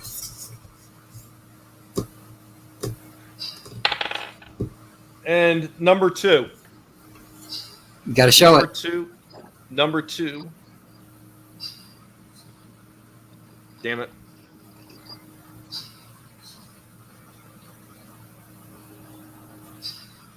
Number 2. Who's number 2? Yeah, no, it's like my keyboard. Shit. I know, right? Thing is a mess. Number 2 would have been. Hold on, let me just double check to make sure I was right when I wrote it down. I don't want any slip ups.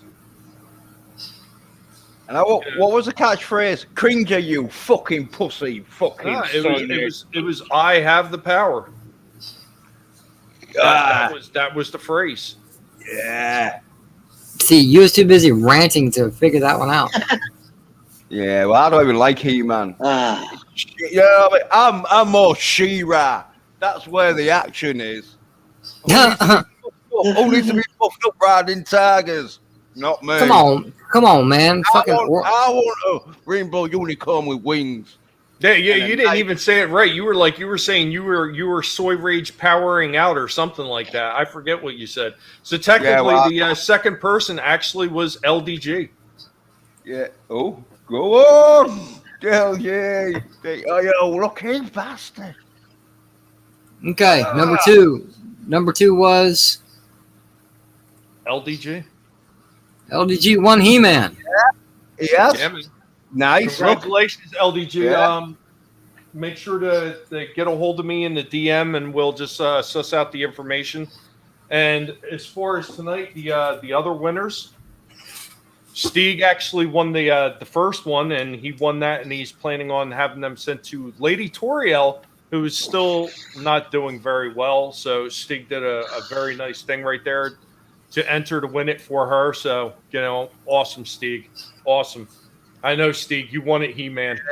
I know you wanted He-Man. Oh, yeah, I mean, I made it fair. I put you in there, too. I put you in there. And I put everybody. I put other people that put theirs in last. Even Darius made it onto the list, but it came up with number 2, and LDG won. It's not something that I can't control the dice roll, and I'm not pulling any favors. Whoever won, and I made sure that I did everything right and I did it properly because I didn't want anybody to feel cheated. So the second prize that I gave away tonight is originally it was just going to be one set of the original McChangeables from McDonald's. A set of 4 figures, and originally JJ won that, but we had 2 people in a row on the panel that had won, and it just didn't seem fair to me to all the people in the chat, so I wound up giving the other 2 people that got it right in the chat and who entered, which was Citizen 333 and RR. Make sure both of you get a hold of me. Like I said, if you can't get a hold of me on Twitter, you can email me at raddyrackinson@gmail.com. So yeah, if only I'd have watched He-Man a bit more when I was younger, I would have known the answer. Matter of fact, just in case, I'm going to put my Gmail for the winners in the chat. This way, there's no mistake. You know how to get a hold of me. All right, guys, no dick pics, please. No. Because I will forward them to Twitter. I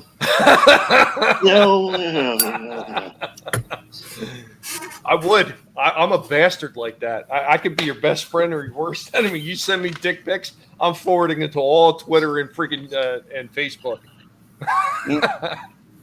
I know, Bone. I know. I you know what? There's going to be more giveaways in the future, so just stay tuned for it. And who knows? I may wind up having another He-Man to give away in the future too, as well. So you just never know. And of course, LDG winning the last one and winning the He-Man figure. So I want to, you know what? I thought it was an awesome stream once again. Everybody came out. JJ, thank you. Captain Trek for stopping by. Jens, hey, always. Thank you for coming by as well. Vinny Tornamelli stopped by earlier. You know, I get to work with Vinny a whole lot over on the Rogue shows, and then on his own channel when he has some streams that he has, you know, the open availability for me to stop in and talk. We did a talk one time, and I brought up Transformers. And once again, I got to go on a run talking about the history of it, kind of like we did when we were talking about the 86 movie on JJ's channel when he did his random movie night. A lot of fun being able to go over that kind of history. I love being able to delve into the history of a lot of these old toys. I mean, it's so much fun. I have such a blast doing it, and I have such a blast being able to interact with all you wonderful people in the chat. You guys are amazing. You always come through for me, and I really do appreciate it. I mean, I wish I had more things that I could have given away tonight, but unfortunately, I just couldn't get to everything that I will possibly be able to give away at a future date. I mean, unfortunately, there's still stacks of crates, and I could only get to so many things at one time, especially since I had 3 crates worth of Star Wars stuff sitting out. Well, actually 2 full crates of Star Wars stuff sitting out here. The other one was a partial crate. But thank you so much, all of you, for coming. I do really appreciate it. And Captain Trek, let them know where they can find you and what you got going on. Well, I do Morning Brew every morning, 6 a.m. Central, on YouTube and on Twitch. Awesome. Oh, you Twitch? Oh, yes, wow. Sir. Usually that comes from having too much caffeine in the morning. It probably just dial it back a notch. Shit, I ain't had coffee in about 3 weeks. Oh, by the way, I don't have coffee by the cup. I have coffee by the pot. 48 ounces? Walton style? Exactly. Oh, Jesus. Captain don't even have a cup. He just drinks it straight from the pot. I could, actually. I could. All right, Jens, let them know what you got going on and where they can find you.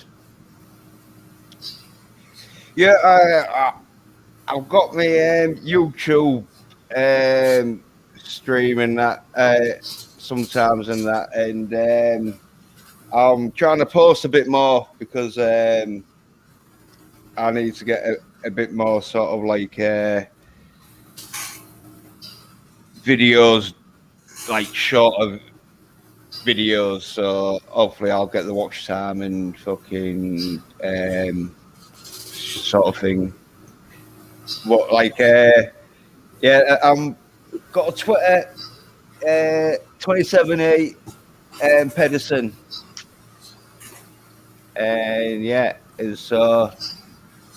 you wanna check out my channel and that, I've got quite a lot of stuff on it and that, and hopefully I'll be putting some more stuff on. Yeah, because I'll try and share this to see if Tommy will play my latest video. It's only on for 4 seconds. Don't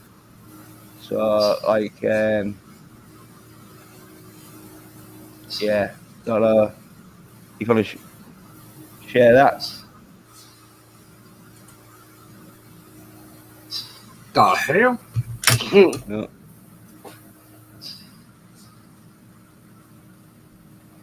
Yeah. That looks like Jens. Holy shit. I'll play it. Yeah, well, this is me when I used to fucking go and buy Buffy DVDs instead of weight It's buffering. Equipment. Buffering, man. Yeah. It ain't working. Yeah. Jens. I don't. Jens, Yeah. Yeah. Jens, But anyway, listen. it's only Are you on your computer? Are you on your computer? Yeah. Just take that link that you to that video and Yeah. put it in the private chat.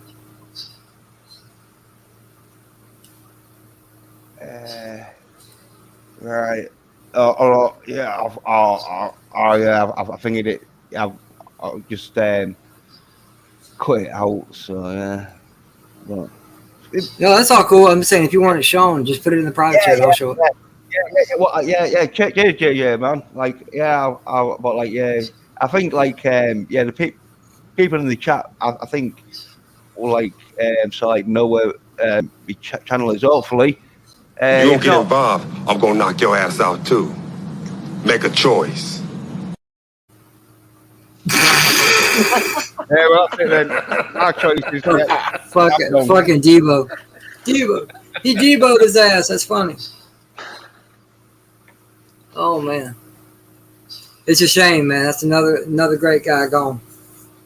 Yeah, it is a shame, but yeah, you know what? I mean, we're gonna have to end it here. It's been a wonderful night, and it's been an awesome panel. Everybody else that was by earlier too. You know what? I can't thank you all enough. Thank you for coming by. Thank you for being here. Thank you to the wonderful chat here.